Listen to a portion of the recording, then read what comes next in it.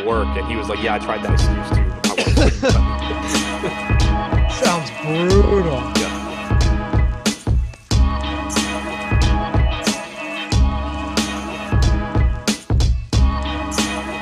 Nice beat, Jordan. I like that. I like that. Yeah, what's going on, everybody? Welcome to the Awesemo.com NBA Deeper Dive presented by oddshopper.com. I'm Dave Loughran at Lafayette_D on the Twitter, joined by Adam Scherer at Ship My Money DFS. What's good, brother? Hey, man, we haven't talked about this slate in a while, so Yeah, really good to see you again. Yeah. Well, we did, in fact, get something different to talk about, unlike Tuesday. Looks like Luka Doncic probably isn't going to play. Yeah. So I mean, at least it's somewhat different.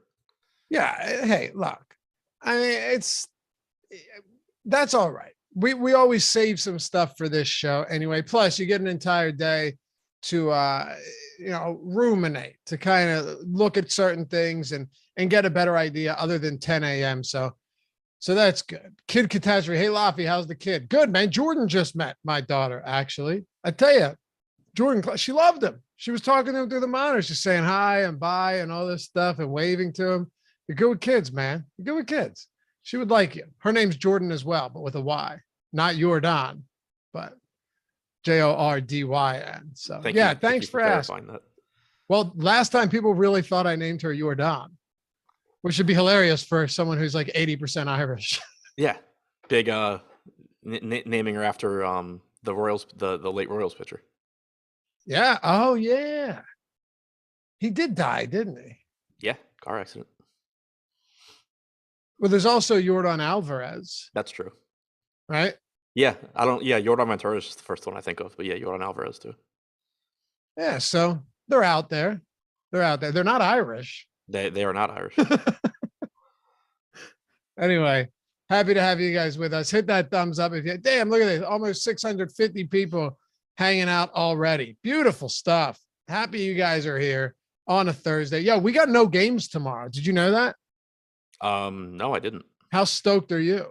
That's pretty awesome. Wow. So wait, I don't have. Does that mean I'm off tomorrow morning and Saturday morning? No. I'm almost Jordan. No games tomorrow, right? I mean, there are games. There's an NBA strategy show scheduled for 10 a.m. tomorrow. I was looking at something that were. Maybe I went to like next Friday. There's nothing on Saturday. Oh, is it Saturday? Or wait. No, I don't know. There's not a strategy show on Saturday, but that could just mean the games are starting. No, I'm just dumb. I don't know what I don't know where I saw it. Okay. All right, man. Well, you just ruined my day because I just thought that I was getting like a extended weekend. All right, listen, I was looking. I can tell you this for a fact that I was looking. Yes, I know there's games tomorrow now. You don't have to tell me. I get it. There's games. I was wrong. Okay. Yeah, we're good. We're clear. I was looking at the schedule for sure. Maybe it was like a glitch. I was looking on NBA on the NBA.com schedule on the app, and there were no games scheduled. It literally said no game scheduled yesterday. And I was really stoked because I didn't think I had to do any shows tomorrow. Yeah, well, so not only do I have a show after briefly thinking I didn't, but it's with the jackass that's back in chat already, and not with you. He's bored today, huh? He has to be. Hey, Josh was there for the entire strategy show, just like shit talking everybody in chat. And now it was his first comment just to tell me that I was wrong about something. His first comment was that we are both morons, I believe. Yep. Oh, okay. Well, yeah, sure. That's not true. What are you talking about? You guys are morons. Right. Glad to have you here, Josh. The guy, if there's one thing about him, he adds a lot to the conversation. That's what we can say. Oh shit. All right. Well, that's good. There are games tomorrow, by the way. Bro, I'm telling you, I triple checked last night and there were no games on the schedule. So there must have been, and then they just screwed up. I wouldn't be on the MLB show, Jordan. I did the MLB show once and it was the deeper dive. I wouldn't be on the morning show. No, yeah. I did that the other day. I had a doctor's appointment at 11. I thought it was at 2. And then I had to get the strategy show covered like an hour before it started. So that was Greg covered for you, right? Yeah. So I come in the room and Greg's like, I'm not Lofty. And I'm just like, he had no shit. Like I didn't even know it was supposed to be you. I was like, that's a really weird way to introduce yourself. Like in case you forgot. Right. Oh man. All right. Well, Josh said they should have let me host this show. You are more than welcome anytime. Yeah. Preferably as the analyst, but we want to retain our viewers. Right. All right. Memphis, Minnesota. Let's dive in this. I was going to ask you, and I know a lot of you guys already did this, but hit that thumbs up. We're 57 away from 200. That's a good starting point. And then we can get going from there. 835 people hanging out with us this afternoon. We'll be back tomorrow night too, Adam. And subscribe to the channel as well if you haven't done so. Help. We're almost at 76,000 subs. We're making moves around here thanks to you guys. Oh, and if you want to join the channel, hit join down below. Get the free super chats each month, the custom emojis, the sweet badges that get cooler over time. See how Negro Loco's iced out with the 1 year. And we'll always prioritize your questions, comments along with chat. And we got something very exciting coming up, I believe, for our premium or for our subs as well. So for the team here at Awesemo. All right, you ready to dive into this? Yeah, I think we've put it off long enough. Yeah, well, that's okay. I mean, look, 3 games. Can you blame us? I blame Josh. Yeah, I mean, and then at the same time, I just went to like pull up projections and everything, and I was still on baseball. So nice. How'd you do in the afternoon slate? I got smoked. Okay. Well, there's always the night slate. Yeah, not playing it because it starts 10 minutes after the show ends. Gotcha. Okay. So, they're starting it at 6. Not enough 7 o'clock games. 6:40. Yeah. Oh, okay. Yeah. Oh, I forgot we're a 7:30 show. That's right. Or 5 to 6:30. Sorry. All right. 200 likes. We can get this kicked off. Appreciate you. Hey, thanks, Edmund. What a nice thing of you to say. Means a lot, pal. All right. Memphis and Minnesota. Let's do this. So right now you've got the Memphis Grizzlies 2-point favorites, 237.5 total. I actually hit the over 58 in the first quarter on this game. Two of the fastest paced teams in the league. They've been ripping and running out of the gate. But with Memphis, John Morant, let's start here. Close game, competitive spot. What are we giving? 35 again, or are you going above that? It's tough. I was kind of struggling with this before the show, trying to project the Grizzlies minutes, because on the one hand, like you would think that in a close competitive game, John Morant is playing like 38, 40 minutes. But on the other hand, he played 35 in the first game. Last game, obviously, wasn't competitive, but he only got to 30 and he subbed out with like 5 minutes to go. So I don't really know how to go higher than that. Like, certainly I think it's possible he plays more, but I don't think you can really project it at this point because Memphis just hasn't run that type of rotation so far. So I expect if it's competitive, somewhere around 35 minutes from him, which makes him look good at 9,800. The issue that you're going to have, and it's going to kind of be the overarching theme for this show, is that Jokic is just so much better than everybody else in terms of projection that it's going to be very difficult to get Morant plus Jokic in lineups. So it's really going to come down to, are you comfortable foregoing Jokic and getting to Morant, which, I think is okay in tournaments, but, also Jokic is really, really good. By the way, I was just thinking about this. Thank God I did mention there were no games because I just legitimately wouldn't have shown up to work tomorrow. Yeah, that would have been I just wouldn't be here. So yeah, thanks guys. The minutes are tough though, because you already know what Taylor Jenkins would like to do. If he could get away with some wins here, and you can kind of coast, there's no reason for him to give guys huge run. What were they pacing last game? Like, what were these guys pacing last game before the blowout? That might help us a little bit. Yeah, I mean, so Morant was at 30 minutes and then he sat like 5. Bain was at 31.5. He sat 5. Brooks was only at 27. And then that was Jackson was at 27. He sat the last 5 minutes. Brooks played 26. He didn't play at all in the fourth quarter.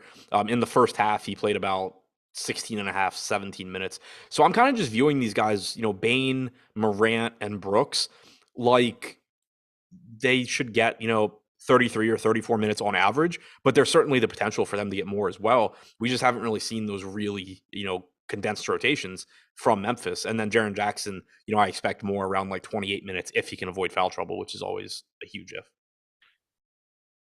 Which is, a huge if. The center rotation, I mean. That's a take. What's the take? Memphis is a lottery team without Ja for a full season. No, that's that's not even remotely close. No, I mean, if my two options are they're a lottery team or they're better without Ja, which is like the egregious take that other people were trying to make when he was out, I would lean towards lottery team. But this is a good team one way or the other. They're not the 2 seed and they're not any sort of contender without Ja. But yeah, they're not a lottery team. So just want to throw this out here. Okay. Ja Morant this season. Thank you for bringing this up and derailing us further, but it's worth it. Without Ja Morant this season, what do you think their record is in the 25 They're like 20-2 or something? What? How many games did you say it was? He missed 25 games in the regular like 23-2 regular or something. Season. Say it again. Like 23-2. 20-5. Yeah. That is not a lottery team. 20-5. And for what it's worth, it's not like they were just beating shit teams. Like if you look at Miami, Dallas, Phoenix, there's some good wins in there. They smoked Milwaukee without Ja. 20-5. So if you were brought that across an 82 game season, oh man, you let me know. We're back. We good? All right. It's weird. I have the stream live right now, but it's super delayed. All right, let's make sure we're good. There we go. Okay, we're good. We're good. Turn that off. I don't want to hear my own voice. It's fine. I'm just all right. We're good to go. Anyway, yeah, Memphis 20-5. So they'd be a playoff team without him. Not Alan just confirmed that we were froze. Thank you. Yeah. So, all right, 2 games down, 1 to go. Golden State. This is gonna be the fastest we've ever gotten through a show. There would be some people that believe it. Like, dude, you just got through 2 games. Come on. All right. And Jordan needs a 300-second timeout. But yeah, refresh. I guess that's not going to help anybody who hasn't refreshed yet. Well, were we at I wanted to talk about the center rotation. How many minutes are you giving Adams and Clark? And are you getting to any of these guys? I mean, right now I give Adams 0. I am very interested to see what the starting lineup is. Adams started last game, played 3 minutes, never came back. You had Kyle Anderson starting his place in the second half. Xavier Tillman got into the rotation. So I don't know what they'll do with the starting lineup. Fortunately, this is the first game of the night. But if Adams doesn't start, I'm assuming he doesn't play. Like maybe he gets the backup minutes, but I don't really feel confident in that. If he does start, then I think it's really a tough situation because how many minutes, I have no idea how many minutes he would play. But for now, I'm assuming Kyle Anderson starts. He started the second half. If he does, I think you're getting around 25, 26 minutes from Anderson. It would make him look like a good value at 4,300 on DraftKings, 3,900 on Fanduel. If you got Xavier Tillman starting, he's 3,500 on DraftKings. I still don't think he would be safe because you could conceivably just get the rotation where he starts each half or something like that. But, it would make him look a little bit better than if you're just guessing how many minutes he's going to play off the bench. But one way or the other, if Adams is not starting, you can take some shots at Tillman and kind of just hope for the best. He is a good point per minute guy. And he can, he is good defensively, but it would still be a really risky situation. And then one way or the other, I think Brandon Clark looks pretty good. He is up to 4,700 on DraftKings. He played 27 or 28 minutes in game 1, only played about 21 minutes last game, but he did sub out. So he subbed out for Kyle Anderson a little bit before they pulled everybody. So it seems like Anderson was going to close there. But Clark also had struggled with fouls a little bit in the first half. I think that on average, you're probably getting 23, 24 minutes. But if he's playing well, he could certainly play more. And he's a good fantasy producer. He's at 1.24 DraftKings points per minute in this series. Overall this year, he's around 1.1 fantasy points per minute. So I think that when you talk about Clark, Anderson, Tillman, assuming Adams isn't starting for now, when you talk about Clark, Anderson, Tillman, I think that they're all still risky just because the playing time can go a bunch of different directions. But I do think you can get some value there, particularly with Clark and Anderson, and then Tillman. I feel a little bit less confident in his playing time. Are you setting any groups? Yeah, I think so. Again, assuming Kyle Anderson starts, I would just say max 2 of Clark, Anderson, Tillman. if Tillman started, I think actually one way or the other. If Adams is not starting, I would just say max 2 of Anderson, Tillman, Clark. Okay. Probably. So yeah, we saw Anderson start the second half of last game. So at this point, I just have no idea, really. I honestly have no clue. Yeah, neither do I. Because like the one reason I'm leaning toward Anderson was one of the, I think it's Dane Moore, who I don't even think he's a Minnesota beat writer anymore. I think he does his own thing now, but he was a Minnesota beat writer. He had actually before the game said that he thought Kyle Anderson should be starting and detailed like exactly why and what they should be doing. And then they went to that in the second half. So I'm kind of just leaning towards like Taylor Jenkins being on the same page as everything that he had broke down. And so that's why I'm leaning there. Plus, obviously they won the game easily, but we will definitely have more information based on the starting lineup. All right. Anything else for Memphis? On Fanduel, Desmond Bain is super cheap. He's 5,400. Mentioned him in my tournament plays video earlier. We had him projected for like 50% ownership, but still going a little bit under owned. He's at about 0.8 fantasy points per minute in this series, but only a 19% usage rate. Yeah, but like he doesn't have to get that much usage because typically he's efficient. So yeah, like I expect him to have lower usage than Morant, Brooks, Jackson, but as long as he's out there for low to mid 30s at 5,400, he's going to look really good. At 6,200 on DraftKings, I think Bain at 6,200, Brooks at 61, Jackson at 63. They all look really comparable to me. Yeah, Bain's the second most efficient 3-point shooter in the league this year. So you can definitely rack up points quick if he's knocking them down, which he should be able to do. On the other side with Minnesota, this is one of those slates again where I'll always throw it out there to you, like, what are we doing with the top tier guys? In certain slates, there's more of them than others, even in the postseason. With this, you have Nikola Jokic and Luka. I think while we were frozen, got ruled out. So no Luka Doncic tonight against Utah. He does plan on playing Saturday. And you have Ja in this same game against Minnesota and Towns. If this game's close, and I think it should be, neither of us were surprised that Memphis just routed them the other day after losing by 13 at home in game one. But this has a 2-point spread, 237.5 total. And in the event, assuming he's not in foul trouble and it's not a blowout, which you're not going to project for either of them anyway, Towns is playing 40 plus minutes in this game. Yeah, you and I talked about it this morning. When you talk about like projecting Towns minutes, because he's a big, you probably want to be a little bit more pessimistic than you would like with a guard, for example. Sure. And the reason, I mean, it showed up last game. It showed up, I don't remember what game it was when, it was playing game. Playing game against the Clippers. Yeah, but like you were saying, in the competitive game where he wasn't in foul trouble, you got 40 plus minutes from him. And it's really good to know that that's there. Even if you project him for like, let's say 38 minutes to kind of account for the fact that he can get in foul trouble, 9,300 is a really, really good price tag. And I think, I kind of already alluded to it with Jokic being the top projected guy on the slate, but also being really expensive.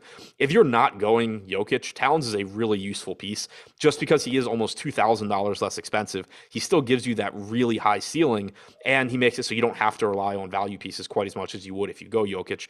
Similarly, it's going to be difficult to get them into the same lineup together, I think. So I think Towns looks very good, but a lot of how much you're going to get to him ends up coming down to, how comfortable you are at the value and what you're doing with Jokic. Yeah. Towns played 23 minutes in the second half of that first game. Yeah, he played like the entire half. Yeah, he subbed out for a minute midway through the fourth quarter. So yeah, I think those minutes are going to be a lot. And honestly, I think you can say that for a few players on this team, assuming this game's competitive. I mean, Anthony Edwards, he played 40 in that game. Those are the two guys, I should say a couple, not a few.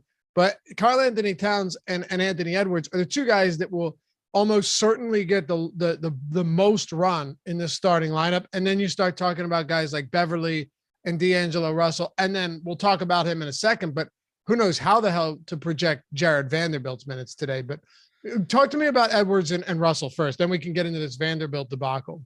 Okay, and so I just wanted to follow up on something too. Carlos Gomez in chat said that mentioned that Jokic has power forward eligibility on FanDuel, so why not him and Towns? It's still a salary issue. Like you can, I'm sure, get them into a lineup, but you're going to be playing some pretty suspect value guys. So Yeah, you can technically play them together on FanDuel, but still difficult to get there. As far as Russell and Edwards and Beverly, I think all three of them just look like pretty strong options if you're going more balanced. You get a very high ceiling from them. Their median projections are pretty much in line with their salaries. I do think Beverly's a little underpriced. He's like Towns in that you do have to account for the fouling because Beverly, they asked Beverly to do so much defensively. He can certainly get in foul trouble frequently. Played 27 and a half minutes in game one. But last game he played 29 and a half minutes and he didn't play the final 6 minutes of the game. So like if he's able to actually avoid foul trouble, which is a big if, you could certainly get him north of 30 minutes. He's around a fantasy point per minute guy on average. So I do like that price tag on Beverly. Edwards and Russell, I think are pretty much correctly priced, but that doesn't mean that they don't have upside because we know that either of them, particularly Edwards, but either of them are certainly capable of taking over a game offensively. Carlos Manzo says, "Oh snap, Adam knows Spanish." It's not knowing Spanish. I mean, maybe you do, and that's as easy as it gets. My very, very small amount of Spanish that I retain very little of. I can get that one. Yeah, I mean, I took 4 years of Spanish in school, but that was still like over a decade ago. What, in high school? 3 years in high school, 1 in college. I think I took a year in college. No, maybe that was Italian. Kind of similar. I think I did 1 year of French, 3 years of Spanish in high school, and then 1 year of Spanish in college. All right. So could you have a fluent conversation? Then or now? Now. No, absolutely not. Then I could I still wasn't great at speaking it, but like if you were talking to me and you were speaking at like a normal pace, like if you slowed it down a little bit, I could generally understand what you were saying. Problem is it's so fast to me. Right. Yeah, like it was like if I was reading something in Spanish, I generally would understand what I was reading. If like a fluent Spanish speaker was talking to me, it would sound to me the way that like I sound to people listening to YouTube, where like it's just way too fast and I have no idea what they just said. I was just gonna say, if you slowed it down to 0.5 speed, right, maybe I'd be able to get it. That's tough. All right. Chuck, what do you mean? Kind of similar. Why not? It's Italian, Spanish. There's some similarities. No, someone who speaks Italian and Spanish, aren't there some similarities there? They're both romantic languages, right? I thought it was just French. No, I meant like the base of like those languages is the same. I know. I know. I know. It sounded like you said the romantic languages. I did. Isn't that what they're called? Romantic? Romance language? Is Spanish a language of love? What's the term for like all of those languages that are very similar? I don't know, but if you ask me what a real romance language is, German. It just sounds so lovely coming off the tongue.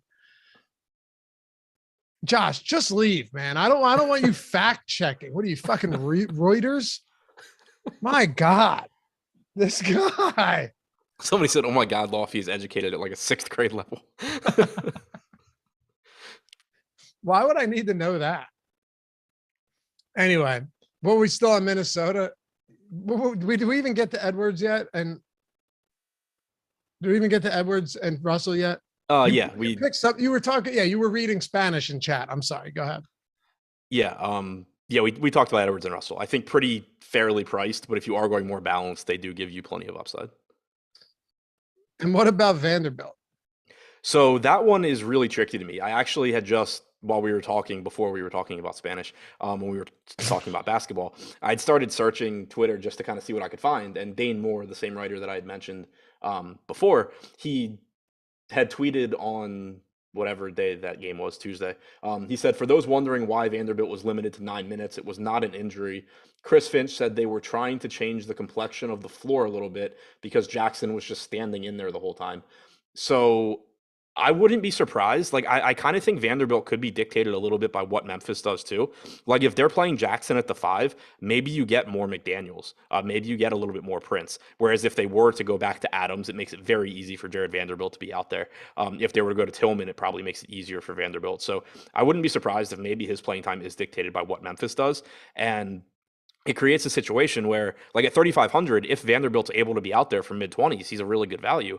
But similarly, if Minnesota does give minutes to guys like McDaniels at 3,600 or even Prince at 3,300 in place of Vanderbilt, they're going to be risky, but there is a path to success. So I kind of view the Vanderbilt, McDaniels, Prince trio similarly to how I view the Clark, Anderson, Tillman one, where I sort of don't know exactly what to expect. I think there's a lot of volatility there, but I think somebody from that group emerges as a good value.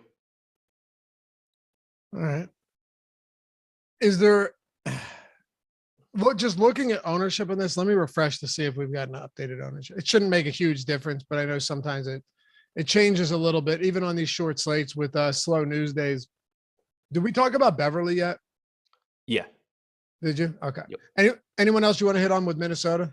I guess just to kind of follow up, like the starting lineup should tell us a lot. If Vanderbilt is starting, I don't think that you can be confident in his minutes, but at least they're giving him the first crack at it. If they start Jaden McDaniels, which wouldn't shock me, like if Kyle Anderson starts for Memphis, I wouldn't be surprised if Jaden McDaniels is starting for Minnesota. And if he does, then obviously you're just projecting more minutes for McDaniels.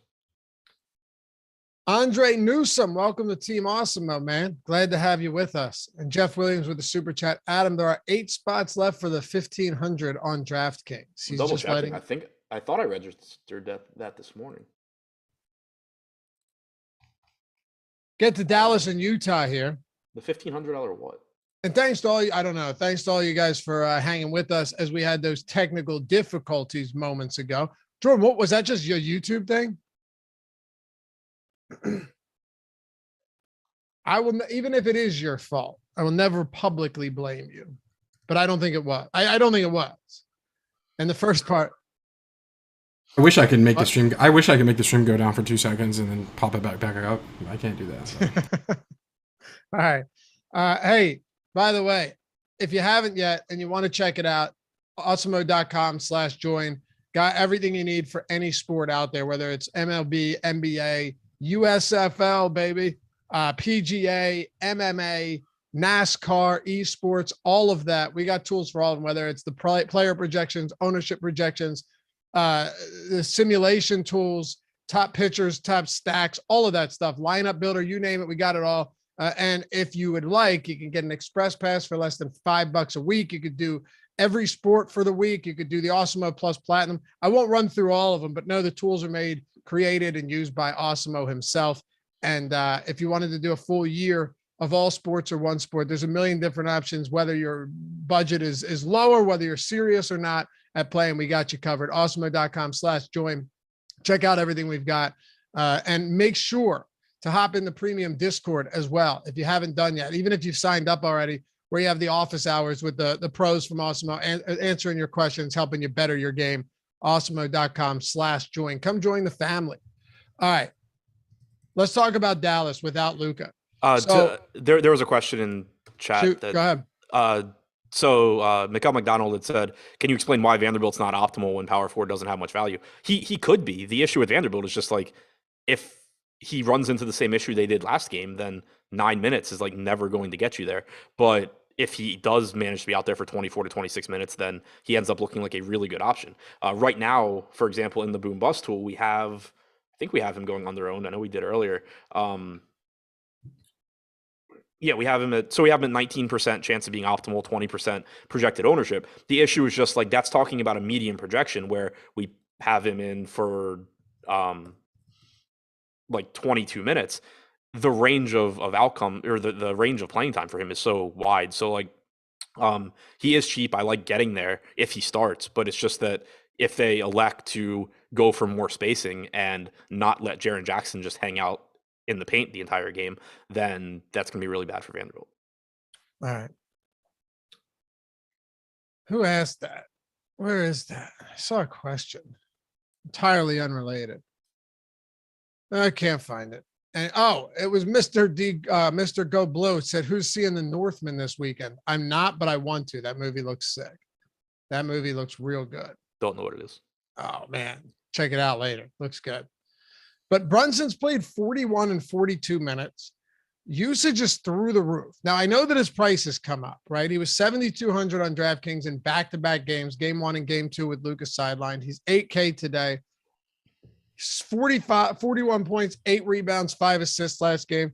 But even if you look at the potential assists, he's led the team in potential assists in both games.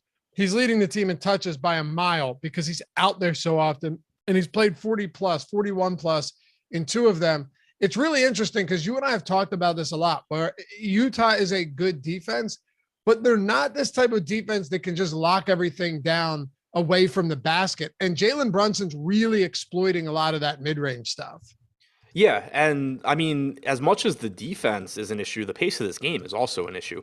But you're still just getting tons of opportunities for him. You know, he's played 17 games now this year where Doncic has been out and Dinwiddie has been in. He has a 26.5% usage rate, 37.7% assist percentage. He's going to play a ton of minutes. I mean, when we talked about Memphis, you know, it was kind of like, well, these guys could play a lot, but we haven't really seen anything to suggest that they will.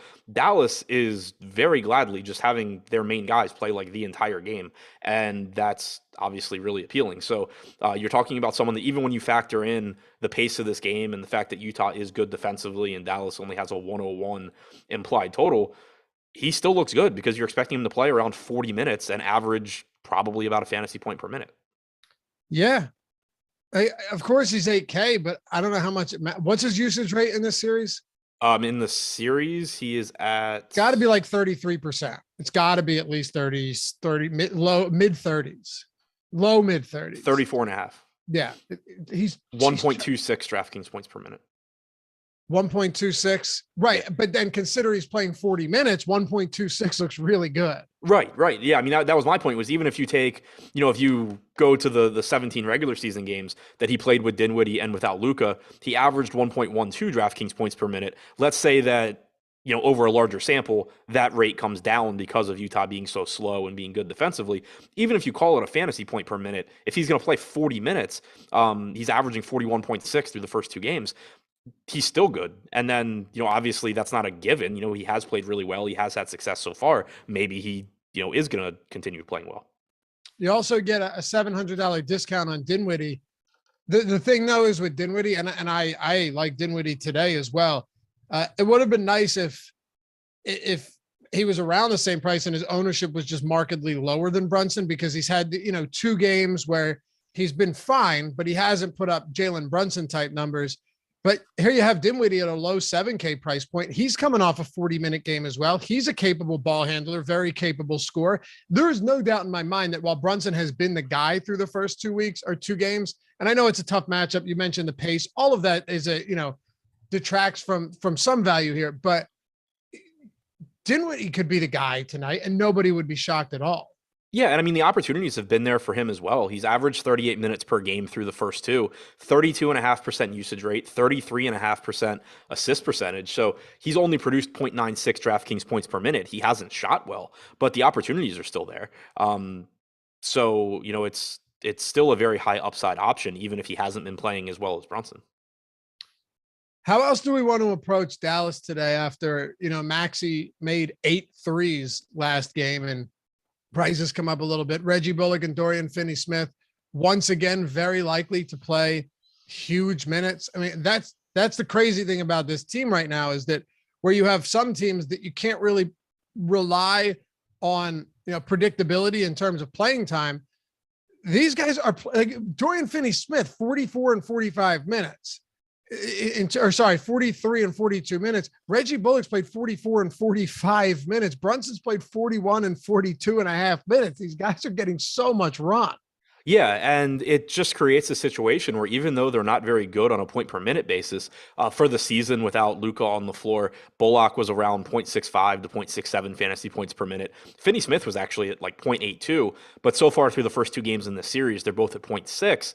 But so many minutes for this, you know, for their salaries. If you're going to get 45 minutes from Bullock and like 43 from Finney-Smith, even if they're not doing a whole lot, they're just going to be out there so much that it's not difficult for them to pay off a $5,400 price tag or a $5,100 price tag, especially in the context of a postseason slate. You know, if this were the regular season and you had 8 games and you had 3 teams resting guys, then getting, 25 to 30 fantasy points from Finney Smith and Bullock at 5,100 or 5,400 wouldn't be that appealing.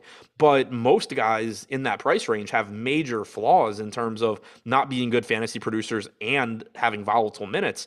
For these two, they're not good fantasy producers, but at least they're going to be out there. Last game, 5 Mavericks played 85% of the total minutes. Yeah, that's insane. It's insane. Like, it's basically Brunson, Dinwiddie, Finney Smith, and Bullock are playing a ton, and then Kleber and Powell are basically combining for 48, and then the scraps go to, Bertans Greenberg. Exactly. That's exactly what it is. Bertans Greenberg played a combined like 23 minutes combined. Yeah, and 13 of it was Bertans. Yep, exactly. And with Maxey, he played a lot, 32. I don't think you can the tough part is figuring out what type of run he gets today, because he was on fire last game. But it is at least interesting, or not interesting, but I should say he played 8, 9, 10, 11. He played like 14 minutes still in the first half. So even if he wasn't on fire, Maxey was still pacing decent minutes again. Yeah, the concern with Powell and Maxey is if Kleber's not knocking down shots, do they give Powell more minutes? Because like you said, he still played like 14 in the first half, but that was, Dwight Powell played a 1 minute, 37-second stint in the second quarter, then went back to the bench and Kleber played the last 8 minutes. If Kleber's not, knocking down shots or not playing particularly well, or even just Powell is playing well, does Powell take those minutes? So I think that on average, like if you played this game out 100 times, they probably come out closer together than 32 minutes for one, 16 for the other. I think it probably averages out closer to like, 24 apiece or something like that. But it still makes Kleber playable at 4,600. You can certainly, you could say something like 26, 27 for Kleber, 21, 22 for Powell based on what we've seen. But Powell's price tag came down too. So I think that's actually an interesting spot in tournaments where you can't feel confident in it. But if Powell's going to get 6% ownership and Kleber's going to get 23, I do kind of like getting to Powell in some lineups. It kind of makes sense. Look, it's obviously a spot where we just have no idea. Again, we don't really know if it's going to be another 30 plus minutes from. If Maxey Kleber is shooting well again, I have a tough time believing that he doesn't get. What? Yeah, no, I agree. If Kleber's knocking down threes, they're not taking him out. No. But that we can't shoot. Like we don't know. We can't guarantee he's going to make those shots. So it's just it's a roll of the dice kind of. So yeah. And as far as those guys picking up the scraps, Burke and Green combined for 23 seconds in the second half. See, that's interesting because that tells you to be fair, there's only so many more minutes you can give to Brunson, Dinwiddie, Dorian, Finney, Smith, and Bullock, right? Like there's only so many more minutes you could give to those guys, but they basically played the entire second half anyway. Right. Yeah. And like, I'm not saying that they're going to replicate that second half rotation or something, but it just kind of reinforces, what Dallas's rotation has looked like. Yeah. Whereas when you compare it to a team like Memphis, or even to a lesser extent to Minnesota, although Minnesota, you can be pretty confident in their main guys getting a lot of minutes, whereas Memphis is kind of just saying like, look, we have a deep team. Most teams condense their rotation in the postseason. They kind of aren't. Dallas is very much saying, look, we're missing our best player. We have like 2 good players and a couple defenders still active, and we're just going to play them every single minute that we can. It's exactly what it is. Yep. 2 guys that can score, 1 guy off the bench that sometimes scores really well and sometimes completely disappears. And then 2 guys that generally don't do much on the offensive end at all, but can lock you down. And it has been to some extent a recipe for success. So, yeah. And just to comment on Rob A in chat said, do not play Powell today. End of story. Thank me later. This is kind of like that kind of thinking is like one of the biggest flaws you're going to have in DFS.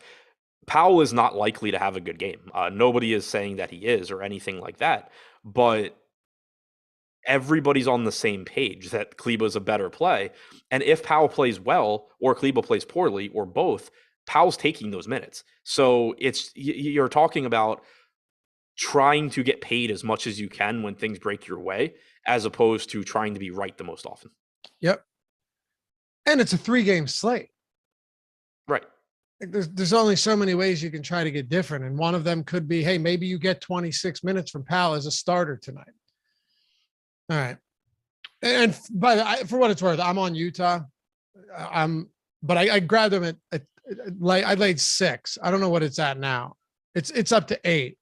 So, I mean, that's a lot different, but at 6, I'm pretty okay with that. I still think Dallas can hang from a defensive standpoint. On the other side, anything else for Dallas? I think we covered Dallas pretty comprehensively here. I don't know if there's anything else to talk about. Yeah, no, I mean, I think that covers it. Somebody said Powell's useless without Doncic. He's still averaged 0.81 DraftKings points per minute without Luka or Porzingis on the floor. So, yeah, like I'm not debating that he's better with Luka, but it's not like if Powell finds a way into the minutes, he's productive enough. He's at 0.84 DraftKings points per minute with Luka on and Porzingis off, 0.81 without either of them on. So I think the problem is sometimes people conflate you talking about playing a guy at low ownership on a short slate with it being a ringing endorsement of something. Right, exactly. It's just, all I'm saying is that it's really difficult to find guys that have a path to success and are low owned on a 3-game slate. The fact that he also negatively correlates with someone pulling 23% ownership and is less expensive, it's not somebody I'm building around in tournaments, but that is a pretty useful piece to pay attention to. Super chat from Robert Amorosa. Should I set a rule to avoid Brunson and Dinwiddie? I assume you mean together. Still, no. I mean, ideally, I guess you probably play like Dinwiddie plus Mitchell or something, or right. But like, I'm not. But they're playing. They're going to combine. They're playing so many minutes. They might combine for 85 minutes tonight. Honestly. Right? Yeah, you can still play them together. Talk to me about Donovan Mitchell. Nice little segue there into Mitchell today for Utah. He's been operating with a monster usage rate in this series. Like, he's already a high usage rate player. I get that, but his usage rate is through the roof through these first 2 games, man. It's really remarkable how many shots he's getting up, and he's playing 40 plus minutes a night. Yeah, he had like a 41% usage rate in game 1, 37% in game 2. So through the first 2 games, 38.7% usage rate to go along with a 26.8% assist percentage in 41.5 minutes per game. He is, I think, wildly underpriced here at 8,400. Looks great. He's another one where I'm really interested, because I haven't built lineups yet, but I'm really interested to see, sort of how things end up coming out for me, because I do think it's going to be difficult to say, yeah, I want a bunch of lineups where I have Jokic and Mitchell. And then certainly it's going to make it tough to get to those Dallas guys or some of these other, upper mid-range guys. So I kind of still like going mid-range here, even though Jokic is so good and does project so much better than everybody else. But also, looking at the boom bust tool, we have Jokic going on their own. So kind of interested to see how that ends up playing out. But if you are going more balanced, building around Donovan Mitchell, building around Rudy Gobert, both of those guys look like very, very high upside mid-range pieces. The Mitchell price point, given what we've seen through the first 2 games, it makes very little sense to me. And I know that, look, he hasn't set the world on fire with his overall production. But when you're taking 30 shots a game and you're getting to the line, the ceiling there is massive. So yeah, I mean, even with not shooting well, like 1.17 DraftKings points per minute. That's what I love. I mean, how many times over the years have we just talked about taking that sheer volume and just saying, hey, even if this guy shoots 11 for 30 and he's out there for 40 minutes, you're not going to be, stoked about it, but there is, famous last words. It's tough to fail with a 38% usage rate and 40 minutes per game. Yeah. So. And the other thing, and I've seen it come up in chat a few times, just talking about guards in the postseason. Like, for example, in game 1 and actually even in game 2, Bojan Bogdanovic had a pretty high usage rate, especially for him, but he's still dependent on Donovan Mitchell getting him the ball. Donovan Mitchell's usage rate is dependent on Donovan Mitchell deciding Donovan Mitchell wants to shoot, and that's it. Yeah, and I can actually give you a good example of that, and then we can move on to the rest of this team. In this series, right, Mike Conley is second in touches per game at 58. Donovan Mitchell's at 85. So just dominating touches, dominating possessions. That's pretty much what you're getting out of him right now. And it's not a surprise at all. When it comes down to guys like Bogdanovic, though, and Mike Conley, who I wouldn't worry about those minutes last game. He just a pitiful game. There's no question about that. Played 22 minutes, but he played 34 minutes in game 1, which is a real nice number for a vet like Mike Conley. and he was in significant foul trouble in the worst part of games. Like if you're going to get in foul trouble late in the first half, late in the second half, fine. But he caught his third foul 3 minutes into the second quarter, sat the rest of the first half, and then caught his fourth foul 1 minute into the third quarter. Literally the worst times that you could get in foul trouble. Like, yeah, I think he had an injury too, at least briefly. I think it was that game. I just remember Conley going to the locker room and coming back. But the foul trouble obviously played a huge role there. The fact he played 34 and a half minutes in game one, and towards the end of the regular season, he was getting up north of 30 minutes as well. I think barring foul trouble, you're likely to get low to mid 30s again. 22.7% usage rate in game one for Conley.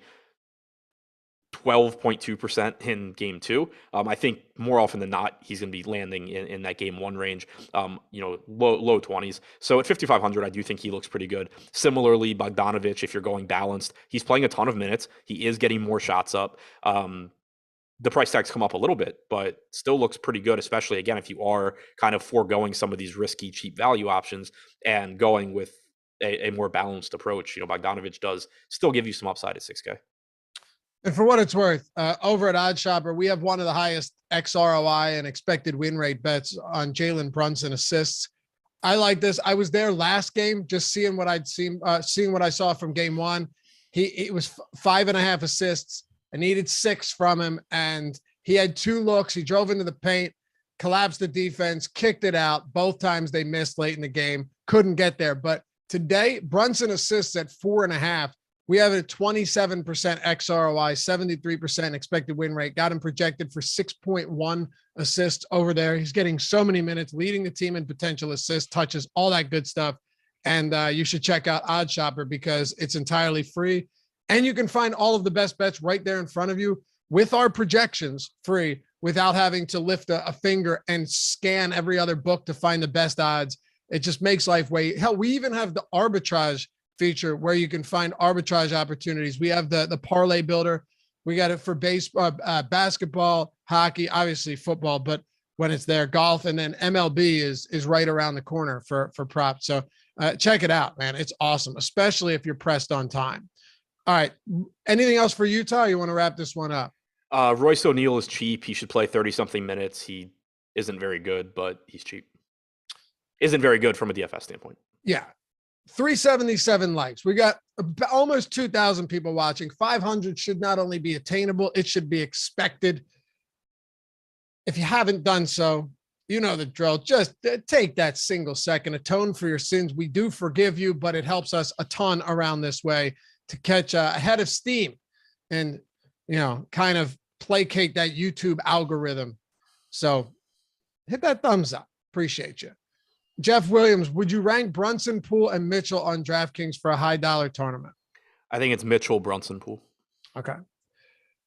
Let's talk about the Warriors then. Golden State laying 2 at Denver. We're expected to get more minutes from Steph Curry today. What do you think that means? And don't say it means he's going to play more minutes. Maybe. I know how you work, man. I was going to be some sarcastic shit, but I think it means that he is on the floor more often. He plays more than he did last game. Right. But the thing is, it is coach speak. It does. I'm interested to see the starting lineup. My assumption is still that he's coming off the bench. If he's not, if they were to go with a starting lineup of Curry, Poole, Wiggins, or Thompson, Wiggins, Green, then I would say Curry's probably playing could play 32, 34, something like that. If he's coming off the bench, I assume you're talking 28 to 30 minutes. He was pacing 28 minutes or so last game. He played 23. He sat the final 5. So if he comes off the bench again, I think you could just be kind of looking at something like that. He played 22 minutes in game one. They were trying to get him 28 minutes last game, but it blew out. And then, here, maybe he would actually get it. So I am sort of basing it on if he starts or not, but assuming he's still coming off the bench, I think you're looking at probably 28 minutes or so for Curry. He would have closed last game. Yeah. That's kind of my thing. Them saying that he's going to play more minutes tonight, I don't know if that means. I don't necessarily take that to mean that he's going to play more minutes tonight than he would have played if last game was closed. Right. Yeah, of course. No, me neither. Right. I'm taking it just to reinforce what we already knew, was that he was about to play 28 minutes. The problem with trying to like prorate these minutes to not include a blowout there or to see what they would have played and what they were pacing is that if a coach sees in the playoffs that your team is up by a lot of points, sometimes just throttling them makes sense. And then you can empty the bench if you hold on to that lead. Do you know what I mean? So It doesn't necessarily mean that they would have closed it or wouldn't have closed it if it was close, but they might have rested longer in between those stints. Right, exactly. Like he subs. So at the end of the second quarter, Curry subs in at the 6-minute, 2-second mark, plays the rest of the half. In the fourth quarter, he subbed in with 9 minutes and 1 second left. If this game's close and they were trying to limit him, then he would have just, come in a little bit later. But to your point, and also what somebody in chat just said, if this game is close, he could certainly get, 30 minutes. But I think that just based on the fact that he's played like 22 minutes in each game, going to 28 is a pretty sizable increase. So assuming he's still coming off the bench, like I have a hard time going higher than that in terms of a projection. Agreed. The dream is just to get him, play him like 23, 25 minutes and sweep out Denver and then sit on your ass until the next series happens and let him get good. That's right. That's kind of been that's been my take, is that at least until they lose a game, I'd be surprised if they don't just kind of like try and gradually ramp him up off the bench and have him fresh for round 2. I agree. What else are you doing with the Warriors? So again, it's kind of dependent on the starting lineup, but assuming that Curry is still coming off the bench, it's still tough to get to him at 8,900. Certainly he can go nuts. I mean, he scored 34 points in 23 minutes last game, but Clay at 6,900 on DraftKings, I believe 6,200 on Fanduel. He still looks pretty good. He played about 36 minutes last game. Certainly could have played more if the game were competitive. He hasn't been a great fantasy producer through the first 2 games, but he still has a 26.2% usage rate. He's getting shots up and I think is a little bit underpriced. Wiggins and Green both I think are pretty much correctly priced, where if you're going balanced, you use them a little bit more. If you are building around Jokic, they probably don't come into play quite as much. Jordan Poole, obviously people have talked about a lot. He's playing extremely well coming off of a game where he had 55 DraftKings points. It's still just difficult for me to get to him over some of the other options in that range though, because for one, he's not playing quite as many minutes. I mean, last game he played 34. He sat the last 3. But he's not getting as much usage either. Like you're talking about Donovan Mitchell at this price point playing 40 minutes with a 38% usage rate compared to Poole with, a 26% usage rate. And there's no real reason to think that changes as Steph Curry plays more minutes. The more minutes that Curry's playing, the less of a role they're going to need Jordan Poole to play offensively. So it's not to say he doesn't have a high ceiling, but I just have a hard time getting to him before I would get to somebody like Brunson or Dinwiddie or Mitchell or even like Anthony Edwards, really from Minnesota. So, 150 lineups probably get some, but I think it's a little bit more difficult to get there. As far as cheat plays, because there are guys you can kind of throw darts at from Golden State, particularly if you are trying to get to, Jokic. Porter played 23 minutes last game. On DraftKings, he's 4,400. Gary Payton is 3,300. He played 18 minutes, but like 3 was garbage time. So you're probably looking at 14 or 15 minutes. Neither of those guys are going to be anyone that you're confident in. But if you are trying to get cheap pieces, you can look to either one. Iggy's expected to play as well at 3K flat, but I have a hard time thinking he plays enough minutes to matter. All right. Let's close it out with the Denver Nuggets. So Nikola Jokic, obvious top option here. There's not really much to say outside of, if they're going to win, Nikola Jokic is going to have to do everything. It's going to require a Herculean effort from the likely MVP to get them there. But once you get past that, you have Will Barton. You have at this point, like, I don't know what these rotations are going to look like. So I know what I think they should look like, and it's not what they have looked like. Right. That's a problem. Jeff Green probably gets, low to mid 20s in minutes. He's almost minimum salary. Monte Morris is cheap. I get that all these guys are getting a little bit of ownership, but on the whole, outside of Jokic, this is kind of one of those teams where there aren't just a laundry list of priorities. Yeah, I think so. To start with Jokic, if you can get there, by all means, he's expensive. There is questionable value. But there are also enough. There's a lot of different cheap guys where, especially if you're playing a lot of lineups, you can kind of just like spread it out amongst them. Get to some Tillman here, some McDaniels there, some Prince there, and hope that one or two of these guys manage to come through. But one thing to mention with Jokic too, because obviously Denver has been overmatched in this series, and Draymond Green's doing a good job on Jokic and all of that. Jokic is still averaging 1.69 Fanduel points and DraftKings points per minute in this series. He's only played 31 and a half minutes per game, but game 2 was a massive blowout. If the game's competitive, you can expect him to play 36, 37 minutes. So I think it's important to keep in mind that it's not like Draymond's out there just completely shutting Jokic down from a fantasy standpoint. He's still clearly the top projected guy. Beyond him, at some point, you would think that Will Barton / Aaron Gordon step up. $5,800 price tag for Barton, $5,600 for Gordon. I still don't know why one or both of them is not playing with the second unit when Jokic isn't out there, but their second unit was a problem all regular season. Malone never did anything about it. It's been a problem so far in the postseason, and Malone doesn't seem to care. So I don't think at this point you can say he's going to run a more condensed rotation, even though he probably should. But at those price tags, I do have some interest in Barton, Gordon, to a lesser extent Monte Morris. Jeff Green probably playing 24 minutes or so at 3,300. Not going to be excited about that, but would help you get to Jokic. And then the one guy that you and I kind of talked about a little bit this morning, in game 1, Austin Rivers played like 26 minutes. He closed through garbage time. If he were to play 26 minutes again at 3,200, then, maybe he ends up being okay.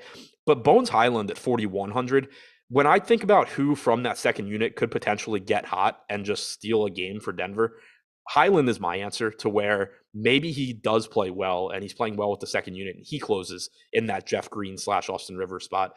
He is a good point per minute guy. So I do have some interest in him in tournaments, just, not that he's going to come through a lot, but he just has a higher ceiling than guys like Jeff Green and Austin Rivers do.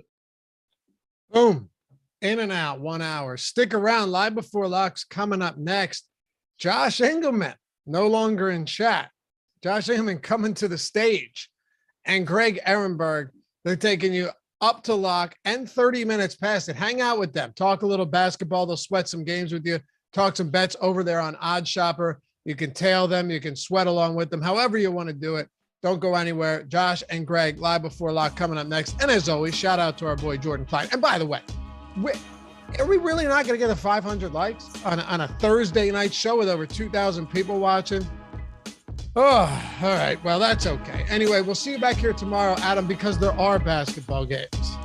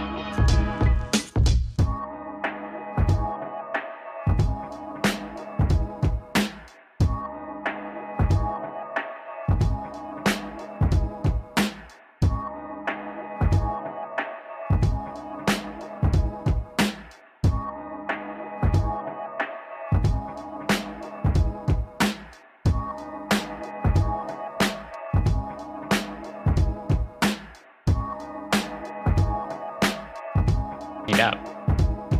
Or my uncle. Did you read the Johnny Depp stuff today? I've been seeing it. I've been avoiding it. It's quite ridiculous. She's gorgeous. Yeah, she also cut off one of his fingers. For real? Yep. And we are live, and I'm going to put a pin in that one for a second. Welcome to NBA Live Before Lock. It is Thursday, April 21st. I am Josh Engleman. I am joined by Greg Ehrenberg. We are brought to you by Odds Shopper. We've got a 3-game slate ahead of us. We are still waiting on the news of who will start for Memphis. Greg and I will talk about that in a little bit. But first, hit that like button. And really, that is the most important thing. Subscribe to the channel, hit the notification bell so you know when everything goes live. Greg, was it like a John Bot? Like, was he awake? So he which finger? I have so many questions. Yeah, she cut off the fingertip of one of his fingers in some sort of domestic dispute. This is the Amber Heard and Johnny Depp thing. Meanwhile, though, which, by the way, based on just some of the immediate comments in YouTube chat, it seems like some people would call that a fair trade-off, that they would also be willing to go through such things to be in a relationship with Amber Heard. Not for me. Not for me. I read bits and pieces of the testimony. She seems like an insane person. Meanwhile, though, he's not allowed to act anymore. She's still like in the Aquaman movies. But yeah, she seems like an absolute insane person. Yeah, I'm sure chat would be like, oh, I'd let her cut off the tip of my finger to be with her, because they have no prospects in life whatsoever. This is not surprising to me in the slightest. No, I'm not willing to give up part of a finger for Amber Heard. That is not the one. If it was like, Giselle or something where I'm getting like a couple $100 million on the back end, sure. Amber Heard doesn't have that kind of scratch. And well, maybe she does now post Johnny Depp, but so I didn't read enough of the stuff to know all of this, but apparently a couple of people in chat have also met. Actually, so more than one person brought this up in chat, that apparently she used to shit on his side of the bed also, which I mean, just like, excellent. He didn't want her to, though. Yeah. So once again, according to chat, I know some of them would be like, that's their preference, but no, it appeared that this was something that he did not volunteer for. That's a tough one. Like, that one is so meaningless, though. I mean, we're talking about Johnny Depp. Clearly, he's not living in like a 1-bedroom studio. He could just go to a different bedroom. Maybe he's out of work now. He might be living in a 1-bedroom studio now. It's incredible.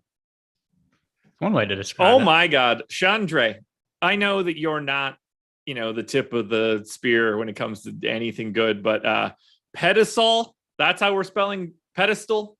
Pedestal, Pedasol. We're putting women on a pedestal. That's not a thing.